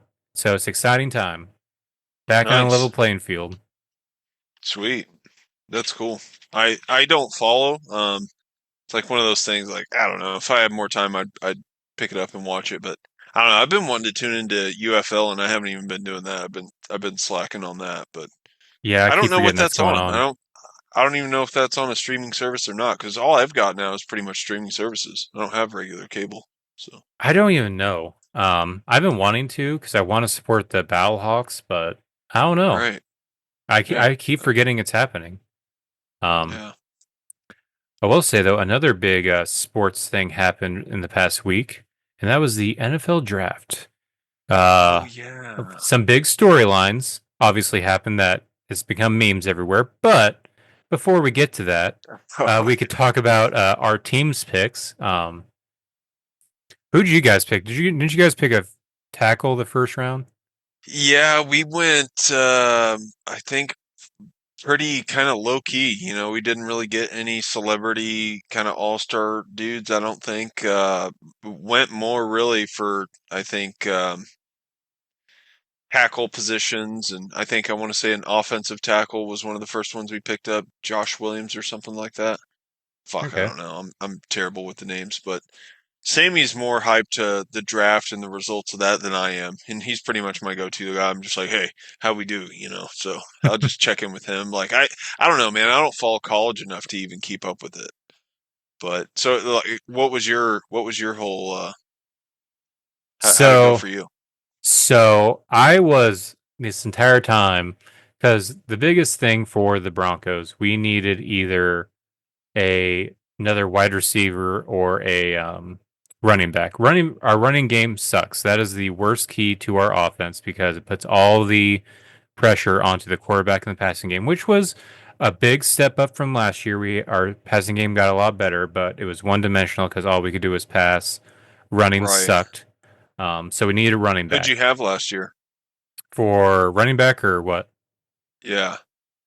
We had three or four. We had Javonte Williams was our number one, but he's gone downhill fast.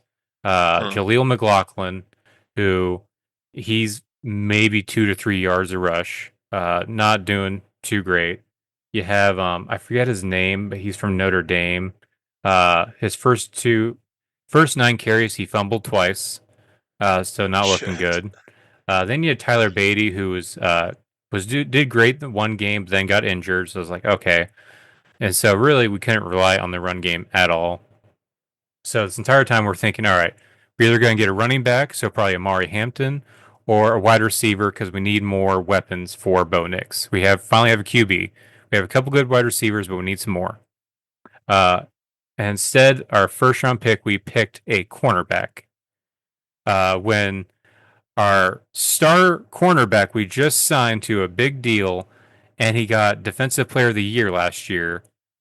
And his other side is Riley Moss, who's pretty good too, but for some reason we picked Jade Barron as cornerback, which, as people have explained it, it makes more sense. Like you can run a nickel package to where he's kind of taking not Riley Moss or Pastor Tan's spot, but more of uh, McMillan's spot.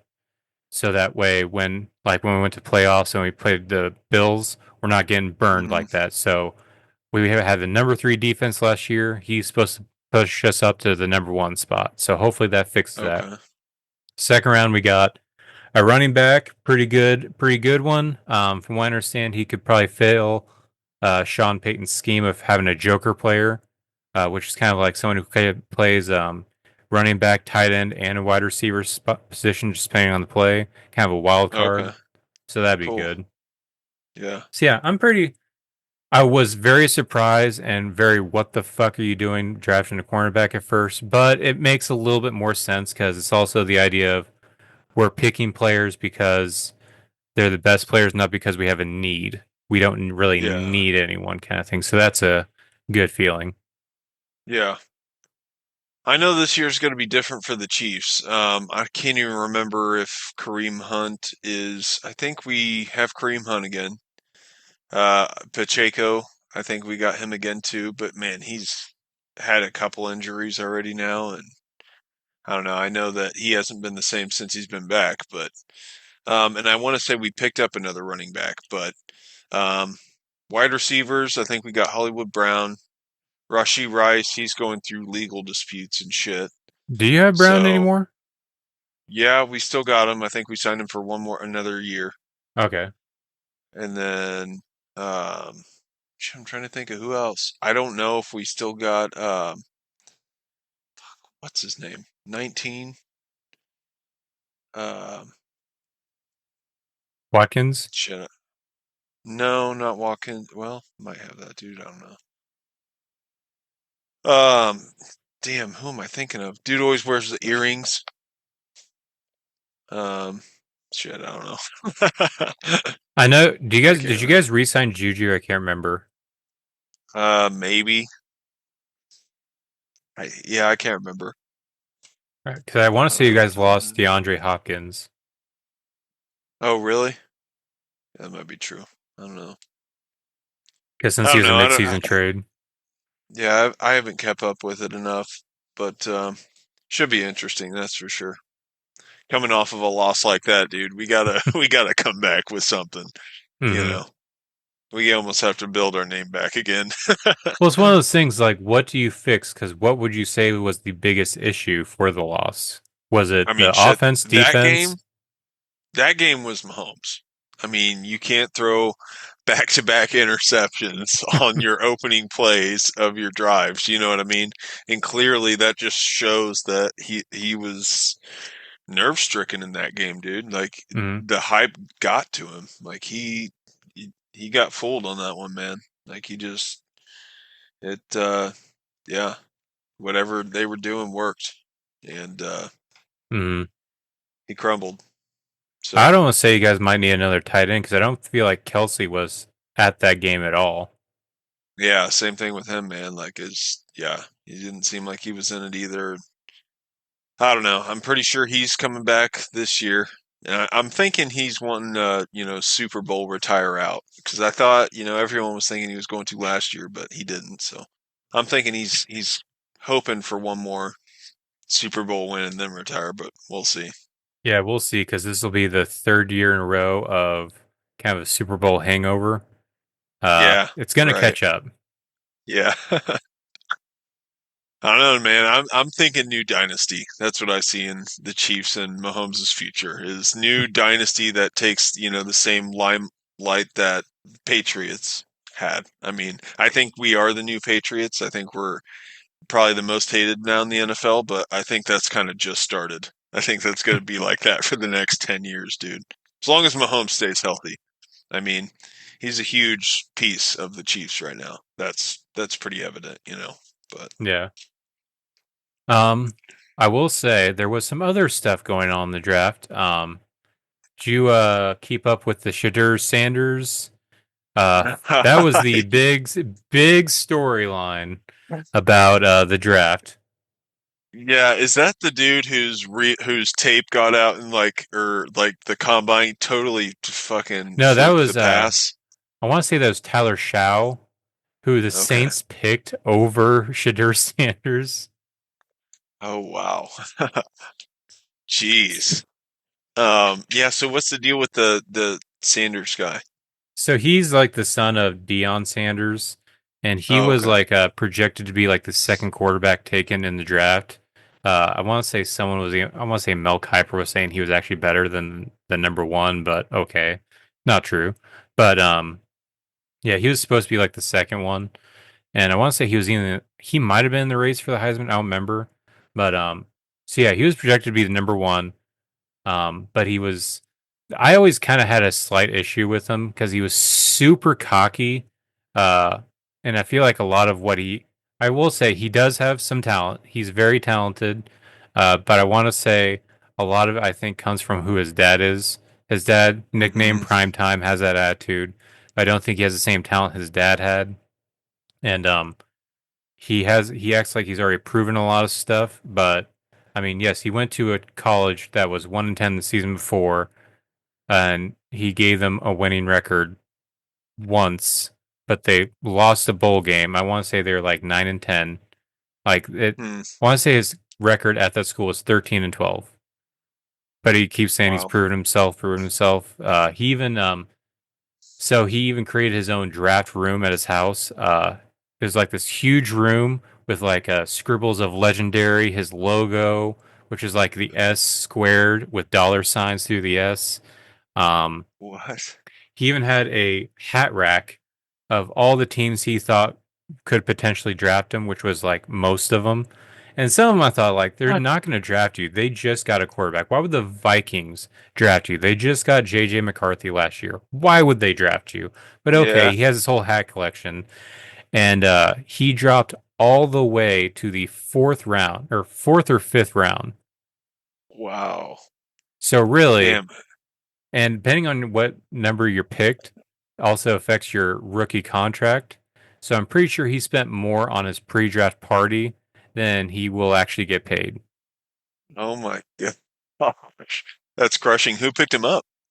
The Browns, Oh, jeez. who also had the potential. This is the thing that is perplexing and stupid. I don't understand what they were doing. So the Browns had the number 2 pick, which everyone was going to say they're going to pick Travis Hunter, who played with Shadur Sanders, won the Heisman. He was a two-way player, played wide receiver and cornerback. He's been Oh, making wow. demands like, if I'm going to play in the NFL, I want the team to understand that I want to play both sides because he's a Really? freak athlete. He's very good, and he wants to do it. Well, but the Browns were predicted to get him because he was going to be the number 2 pick, and they traded back and didn't get him. The Jacksonville Jaguars got him.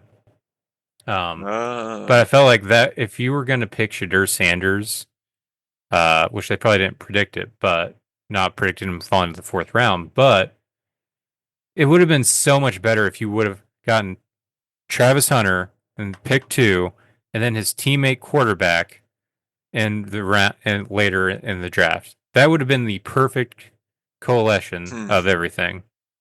But Yeah. no. That's crazy. Yeah. That's interesting. Wants to play both sides. I don't see that Hmm. really happening, do you? That's crazy. I don't. I think he's going to have to pick one. Um, Yeah. they might try it, but we'll see. Because Yeah, I mean, I just like, dude, you need those breaks in the game. You could tell, like, whenever, the other team's offense is just driving and driving, and then, the other offense gets it, and then if they go three and out instantly, dude, that defense is right back out. Like sometimes they're yeah, like, oh shit, dude. So once a I team think gets momentum, man, that defense is just their stamina is just getting lowered. You know what I mean? yeah, and I think it's going to be a reality check once he actually does play in a full game. Because I think Hmm. they're probably going to be like, all right, yeah, we'll meet your demands, but fully knowing like it's not going to work this way. Because I guarantee Right. he's used to playing just the college level, but once he goes to the NFL level, everyone is faster. Everyone's giving their 100% fastest every play. So you Hmm. can't do this whole 100% for the full 60 minutes. You're not going to Yeah. be able to do it. Yeah. I don't think Also, so. when it comes to the NFL, like there's no way you can attend all these meetings because they do the full practice, but they also do individual position meetings because now you're in the NFL, this is your whole focus. So if this Yeah. is your job. So I can't see him being able to go to a cornerback or DB meeting and be able to go to the wide receiver room and do the wide receiver meeting and all that stuff. I Right. can't I'm I sure they can't see have that like working. different trainings and shit like that. And Hmm. yeah, it's got to be hectic for sure. And especially also uh, prepping for whatever team you're playing because you got to understand different looks that you're expecting from the other team, both on offense and defense. Now, I don't foresee that happening. Yeah. That'd be wild. Hmm. Be pretty cool.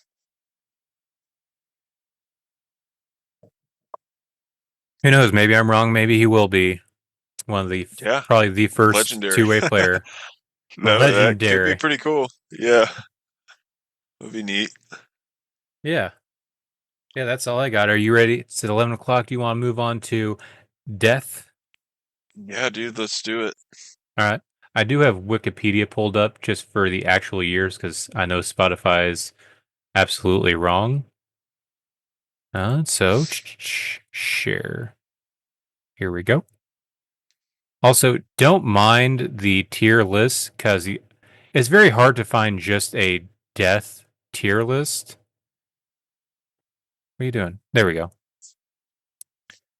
So for some reason, this tier list has all the Death albums, but also all the Morbid Angel albums. Ignore the Morbid Angel ones. Hmm. Sweet. I would like to do Morbid Angel at some point, just not today. All This right, band here we. is pretty sick. Yeah. They're one of those bands. They are good, but for me, so I do like them. I will say though, I get kind of annoyed with some of the fandom when it comes to it because I feel like sometimes there's too much love when it comes to this band. I don't know. We'll get to it. Yeah, let's start off because this is the death metal pioneers. Wait, I mean, we could argue whether or not Possess was the first one, but either way, most people agree that Death is the first death metal band, the brainchild of Chuck Schuldiner. Um, and there's a lot of garage demos, and he even in the early days had members in and out because that's kind of the thing with this band, to where there's a lot of members in and out, in and out. A lot of people have been in this band. Chuck Schuldiner is really the only staple member of this band. So he has a lot of bands, big bands in the death metal and grindcore have their roots back to death. Like Terrorizer has roots back to this band, Morbid Angel, so on and so forth. So this is a big band. Without death, I don't think death metal would be where it's at today, obviously.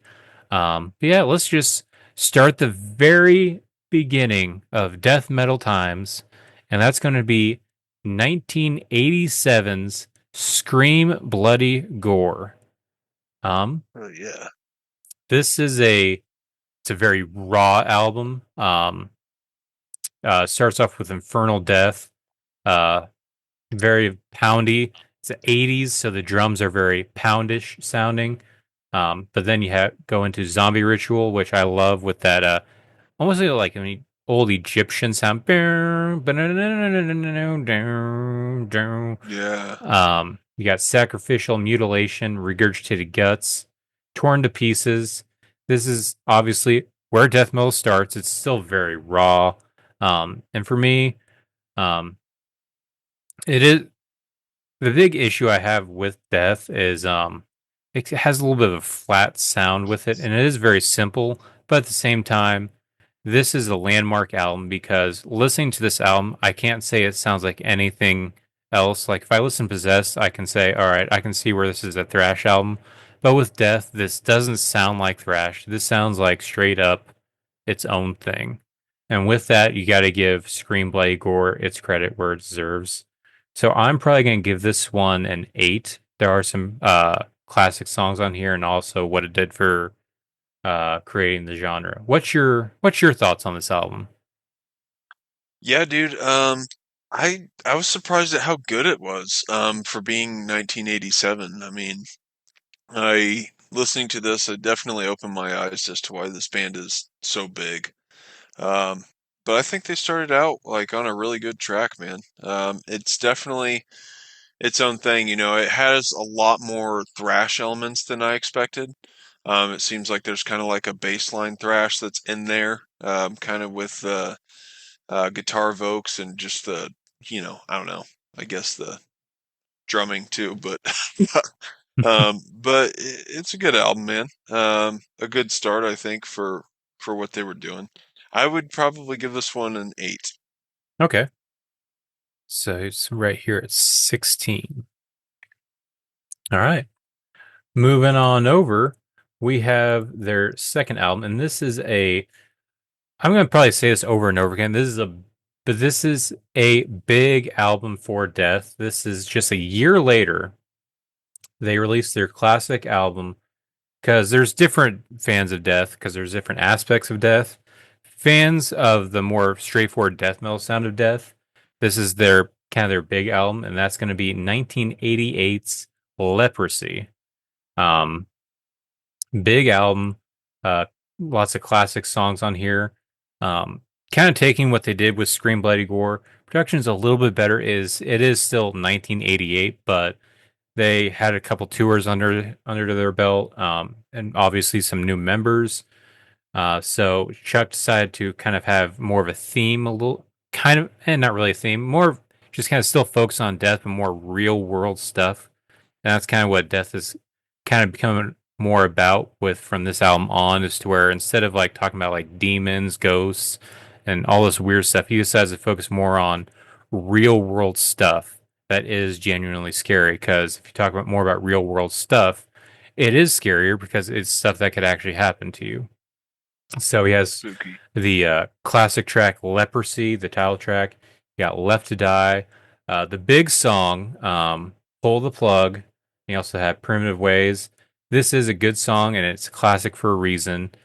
Cool vibe, but still not fully there for me. There's other Death albums I like more, but I understand why this is a classic because it is more that it's still meat and potatoes Death, but it has more of catchy songs, better production, more beefy tone. So I'm probably gonna give this one an 8.5. What did you check this one out? I did not listen to this one as much as I had hoped, but it didn't sound a whole lot different than the first one. I mean, I guess, obviously a little bit more kind of polished than the first album, but still kind of same, bar for me anyways. But I would probably give this one an 8 as well. Okay. Did I give an? I'm gonna give it an 8.2. I can't remember if I gave an 8.5 or 8.2, so I'm just gonna say 8.2. So 16.2, Always go lower.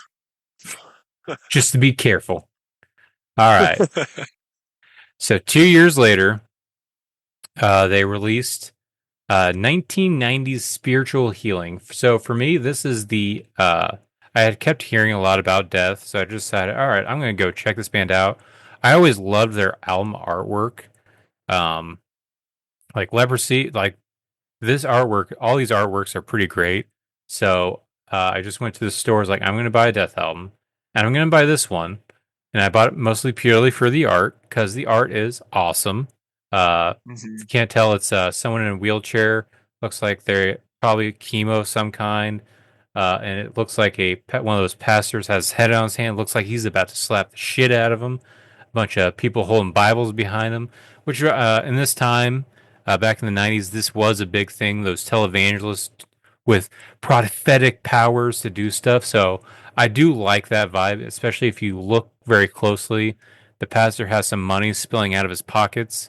So I love Oh, that kind of nice. like vibe, that and that detail of it. I love it. Kind of a slimy, greasy pastor, kind of scamming Sure. people, take advantage of Reminds weak me of people. the crazy looking dude that's going around as like the demon now. Kind of looks like a demon. Which one's that? I don't know. He's like a Telecaster or Oh, I know who you're talking like about. The guy who snapped at the porter. I don't know. He looks like this dude, like on the Hmm. cover. Has like the dark hair kind of parted down, like looks like he's like in a video like turning into the devil. It's crazy, man. Yeah, I think I know who you're talking about. I can't remember his name, but I remember a specific a video where a reporter was asking about something. He kind of snaps there. It's like, "Don't you tell?" Some like he. I know who you're talking about. And yeah, he does look like him. Yeah. He looks nuts, man. But yeah, The cover is this cool. was yeah, this was my introduction to the band, and for me, this is what I kind of love about their kind of their meat and potatoes, more straightforward death metal sound. Hmm. A lot of great songs on here: "Living Monstrosity," "Altering the Future," "Within the Mind," uh, "Spiritual Healing," the title track. I do really like this album. Um, Also, when it comes to like guitar playing, uh, even though uh, Death is a big band. I feel like especially the early stuff, it's really simple if you want to learn on guitar, and because even Living Monstrosity, it's pretty simple, pretty straightforward. Pull the plug on Leprosy is kind of the same. Um, which it might be a bad thing, but at the same time, I feel like especially this time and also earlier stuff, I feel like that's kind of what makes kind of classic rock kind of stay more in the stays with people more, is like it inspires people to want to play more, has more of an easier Mm. stuff to do. So it kind of does have like that classic generational vibe to it a little bit, which might be might be a bad thing, but at the same time I kind of like it. It makes it stick with me a little bit more. But I do love this album. Even though I don't technically like some of the things they're talking about, like Living Monstrosities is about crack babies. Yeah, And has kind of a weird. What's that? I heard that like in part of the lyrics. It's like born addicted to cocaine or something Yeah, like that. I was like, what? there's some weird parts with the lyrics, especially the one part, she's a stupid bitch. That Yes. part was a little weird. But I don't mind it. And then Altering the Future is about Just keeping it real. abortion. Uh abortion when it is Yeah. needed. Yeah. Yeah. Like I he's remember not hearing that hiding what too. he's talking about at all. Just straightforward, is like, this is what I'm Yeah. talking about. Yeah. Uh It's pretty funny. Yeah, I still do like this album, so I'm probably gonna give this one a 9. What's your thoughts on this album? Yeah, I dig it too, man. I like how they kind of play around with the songs more. It's not like, I don't know, this band never seems like they were ever boxed into a genre. It Hmm. seems like they kind of stray and veer, and even song speeds, man. I feel like the album flows pretty good. They have some fast stuff and then they kind of slow it down and, pick it right back up too. Some of the transitions are still a little sticky, but I think it's a good album. But probably still not my favorite. But it is like getting better for me. So I don't Hmm. know. I'd probably give this one an 8.5. Okay, I'm gonna have to move some stuff after a while because I know 17.5 probably won't be the highest. All right, so after this album came out, there's a little bit of drama and controversy with the band. So previously, Chuck had issues when it came to touring in Europe. In fact, Mm, I want to say he even created a little bit of strife with, I want to say, I think it was Creator. Um, because he was, not only was Chuck the mastermind and brainchild, or the brains behind Death, because he would pretty much write everything, and it was his band, but he was also kind of the manager as well. And they did the Europe started a European tour. I want to say they dropped off because he was not a fan with how it was being ran. He didn't like it at all. Dropped off. And then the band was supposed to go to Europe again for this album. And he looked, I guess, at the touring plans like, no, I'm not doing this. This is dumb. It doesn't make sense. And the rest of the band was like, all right, well, we're going to go without you. So they went on tour on Europe without him and had a replacement fill in. And as soon as the band got back, he fired them all. Um, wow. because, well, it's his band, so uh, fuck off, kind of attitude. Wow. So there's some controversy with Interesting. that. Um, so he got a whole brand new batch of fellow musicians, which led into, what year was it? 91. The very next year. 91. Yeah, very next year, he had a whole brand new couple musicians join the band, which was Steve DiGiorio, Paul Massaville, and Sean Reinert. Uh, Mm, two of those members are from the band, the technical progressive death metal band Cynic, and they were still that at that time. They're not so much anymore, different stuff now, but at that time they okay. were a technical death metal band. And with that, they very much added a lot of, like when they were jamming together, Paul and Sean, the guitarist and drummer, and even Steve Jorio, they're into more of like that tech stuff. So when they were jamming, they would like, yeah, this is cool, but let's do a little, like add a little bit of technical zazz to it. And when Chuck Hmm. was there, he kind of liked it, and so he kind of incorporate that more in the music, and that's why Human is now this technical death metal album that death kind of becomes at this point.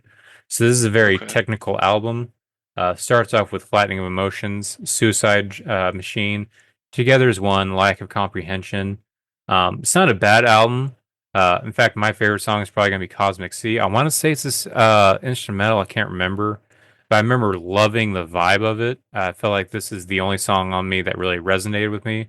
Because for Mm, me, this isn't my favorite album. Uh, because I wasn't really too into the tech stuff. I feel like the tech stuff gets better, but that's just my personal taste. Death has a huge fan base, so I know there's a lot of human fans in the hmm Death Army or whatever you want to call it. I've seen a lot of people say this is their best favorite album or it's the best album. For me, it falls a little bit. So I'm probably gonna give this one a 7. What's your thoughts on this album? So this is actually my favorite Death sound, man, and Really? yeah, I actually really love this album, dude. I think Okay. it kills. I can hear a lot of other bands like or what I think, I don't know, but like I felt like I heard Gojira riffage in this band, on this album, and just some other heavy ones in modern day, that I don't know. It's just he starts writing on some riffs like riding, and he just like kind of just carries them out, dude, and it like gets real kind of melodic at times, kind of proggy too, and but yeah, obviously you have the technicalities and stuff, but I really dig the riffage, man. Like I just think it's kind of it morphs into just killer awesomeness with this album. And it's, I feel like they're kind of losing that thrash aspect with Hmm. the previous albums. It kind of stayed there, and this one definitely gets more technical, but just also heavy too. But yeah, man. So I really like this one. This one is I'm gonna do 9.5. Okay. All right.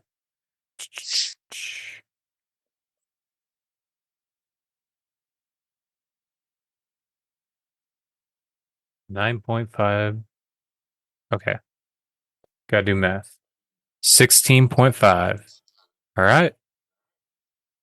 Up next, we have 2 years later, we have individual thought patterns. This is one I feel like I see less people talk about this one, but the ones I do see talk about that it is their favorite one. It's kind of few and far between. There Hmm. are some. This is where I feel like the technical part of death kind of does resonate a little bit better with me. Um, I don't know. I feel like it's more formed at this point. Got songs like Mm, Overactive Imagination, In Human Form, Trapped in the Corner, which I want to say is also a music video. They also have the title track and then the Philosopher at the end. It's a big album, but in all honesty, for the longest time, this was like my favorite of the technical death metal albums of uh, Death's discography. But going through everything more, especially on this for this episode, uh, actually, I do end up liking a lot of the other technical stuff that happens later down the road. So I'm probably mm, going to give this one an 8.3. What's your thoughts on okay. this one? So I actually think that they kind of took a step back here, man. Like I don't know. I felt like the vocal recording too wasn't as good as I thought, on Human. So, I don't know. I just really wasn't into it as much. So I would probably just give this one a 7.5. Okay.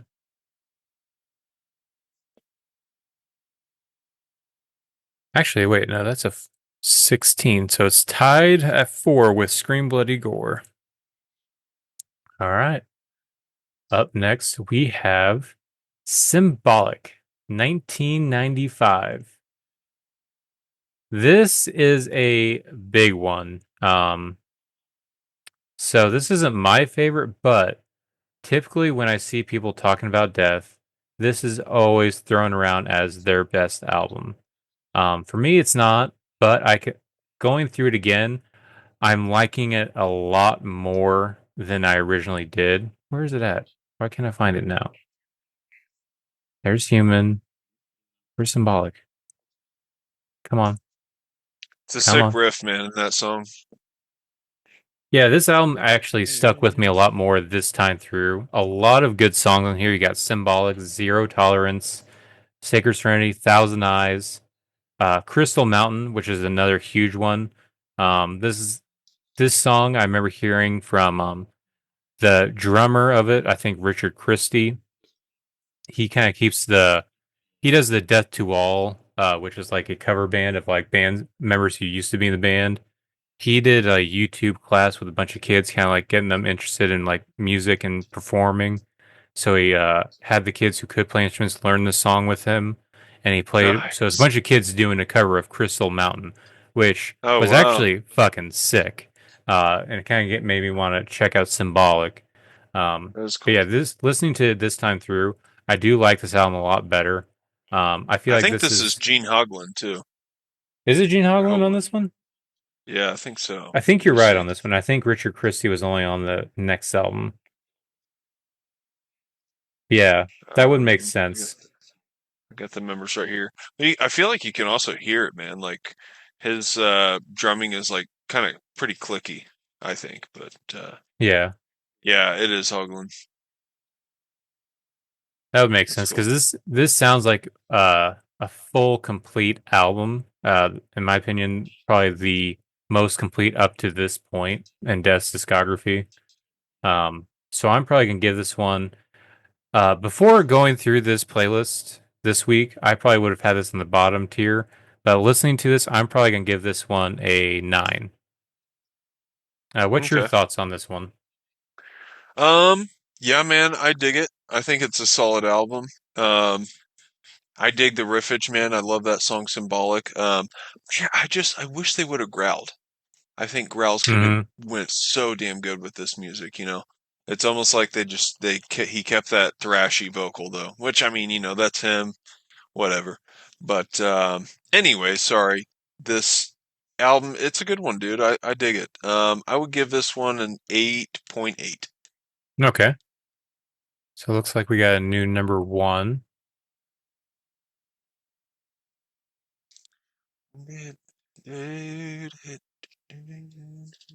All right. So there's kind of a gap between this and their last album, and that's because, so from what I understand, Chuck was actually kind of getting tired of doing the Death as a project and was actually had already started creating a new band called Control Denied, which Oh, instead of his signature Death vocals, he's going to do more clean singing, from what I understand. huh. But from what, if I remember right, because it's been a while since I've seen the documentary Death to All. But from what I understand, I want to say he was contractually obligated to write one more album. So instead of using the material for Control Denied, he used it for this Death album. And that is their last album. It's the 1998's The Sound of Perseverance. And holy shit, listening to this again, this is an amazing album. Almost front to back, this is a killer album. Starts off with Scavenger of Human Sorrow with amazing drums. And it's almost like the guitars kind of just sneak into instead of like a Yeah. massive like heavy riff. It's just uh, I hear like awesome a lot of song. Nile, like the Hmm. Nile like hammer on type shit. Yeah, this is the most crisp sounding album, and obviously, I think inspired a lot of bands. You got Bite the Pain, you got the awesomeness of Spirit Crusher on it, killer riff, even with the bass. Kind of, I want to say the bass kicks it off. Yeah. Awesome. You also have Flesh and the Power It Holds on it, Voice of the Soul. This is an amazing album. And not only is it an amazing album, it ends with a cover of Painkiller by Judas Priest, which we all needed this in our life. Although Yeah. I could have done without the very high pitched Chuck doing the high pitched scream at the beginning, but I still love it. Great song to cover for Death. But yeah, this is an awesome album. It's taken me this long to realize how good this album is. Because for the longest time, I loved the first three albums more. I didn't really care about the tech. This album, it makes me like the tech a lot more. So this is gonna be my highest one. I'm probably gonna give this one Okay. a. I'll just go ahead and give this one a 10 because in my opinion, this is actually Damn. like a perfect album from Death. So yeah, this will be my 10. Um, Yeah. what what's your vibes and thoughts on this album? I definitely dig it, man. I I think it's a solid album. I wish I had been into this band like, when they were up and coming. I feel like they were way ahead of their time. And, I think Mm-hmm. that's obviously one of the reasons why they're so historical now. But man, that cover of Painkiller is absolutely badass. Mm-hmm. Um, it's just a reminder of how sick that song is in general. But yeah, dude, I dig it. I think it's definitely got its strong points, but it holds up. I don't think it's my favorite still, but I would give this one a 9. Okay. So actually, that's gonna put this up at number 1. Oh, Didn't see this coming because I actually didn't expect Symbolic to be this high at all. But yeah, yeah, that is I dig it, Death. man. So not only because one thing I forgot to bring up, not only does the band's sound progress with every album, so does their Mm, logo. If you notice, I can't remember if it was in the documentary or where I heard it from, but then at some point I was like, oh, it does. Because I love the Death logo, especially the original. Very much looks like a metalhead just doodling in their binder at school and stuff with the right. Reaper head, the spider web, and the spider dangling off it, and even the T being the upside down cross. But as the albums progress, it slowly gets more and more Kind of sleek, cleaner. mm-hmm, Yeah, until the very end, to where nothing is reckoned. Like the font is still the same, and there's still a sickle, but everything else is gone. Um, so I, know, I do yeah. It's like that aspect a little bit. very crisp looking. It's a modern, Mm-hmm. more modern. It's kind of opposite of what metal bands used to do. Like there for a minute, they were coming out with their sick logo, and then they would come out with like it looking extra drippy and oozy, like a year or two later, and then it would just get Mm-hmm. more disgusting. But Yeah. yeah, Yeah, Cannibal Corpse is a perfect example of that, where it kind of had yeah, their original one kind of looked like a slasher movies title, and then they changed it yeah, to where it was just a bloody font dripping, like you were saying. To where Death is yeah, where it kind of aged, it kind of got more mature with Chuck as time went on, and then yeah, sure. post Sound of Perseverance, Chuck folded Death and then created Control Denied. I want to say they released an album. Then I want to say it was in 2001. I want to say he died of I want to say something with the brain. It was either tumor or something or a brain tumor. But yeah, he passed in 2001. So now we have all these we have Death to All, which is kind of the cover band of Mm, previous members. Then you have, I mentioned it last episode, Gruesome, which is kind of like a collection of different death metal musicians fronted by the guy from Exhumed, kind of paying more homage to the early stuff of Death. So Death is a huge band, uh, very much the blueprint for what death metal is nowadays. Yeah, this is our rankings. At number 1 with 19, we got Sound of Perseverance. Number 2, we have Symbolic with a 17.8. Number 3, we got Spiritual Healing with a 17.5. Human with a 16.5. Leprosy with a 16.2.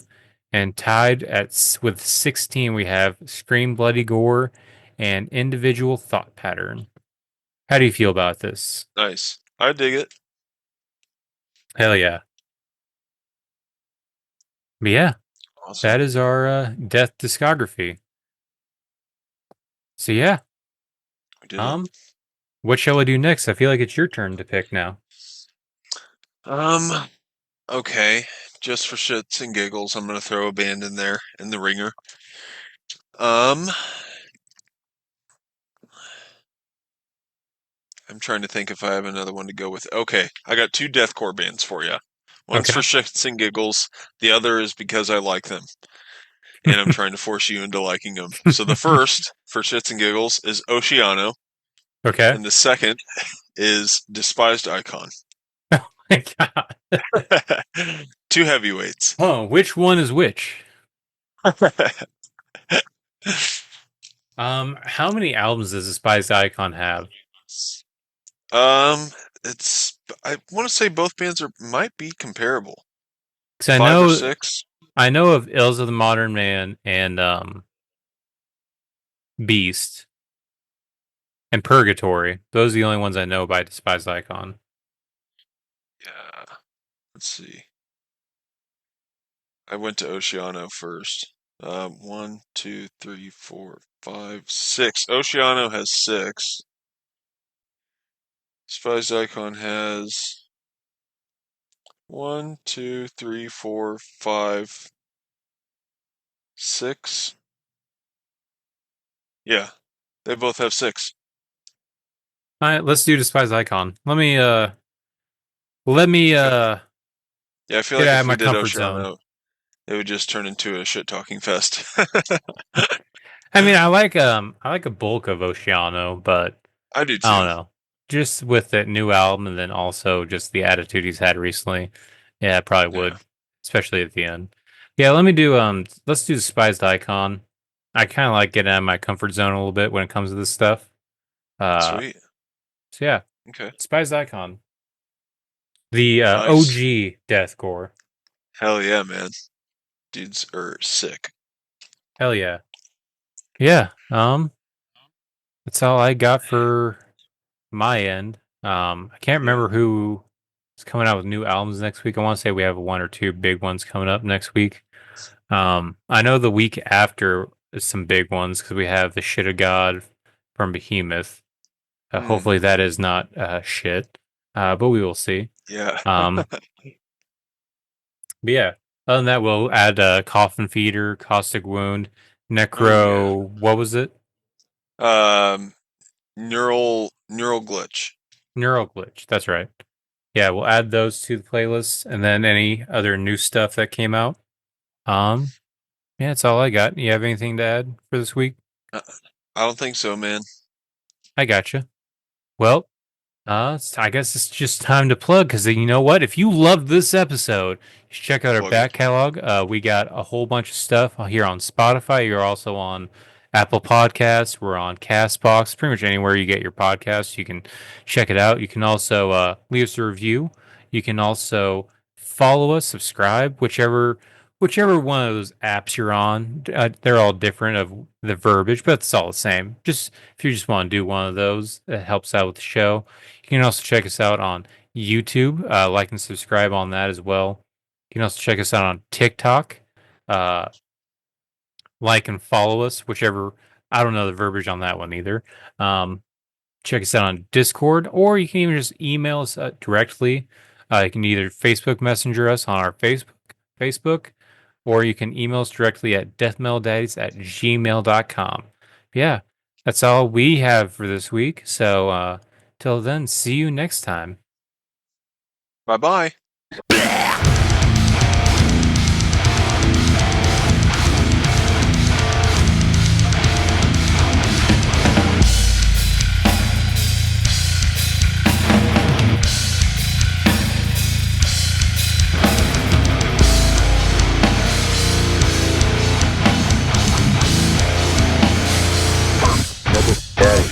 Having to deal with all these Yeah. other people who are tired.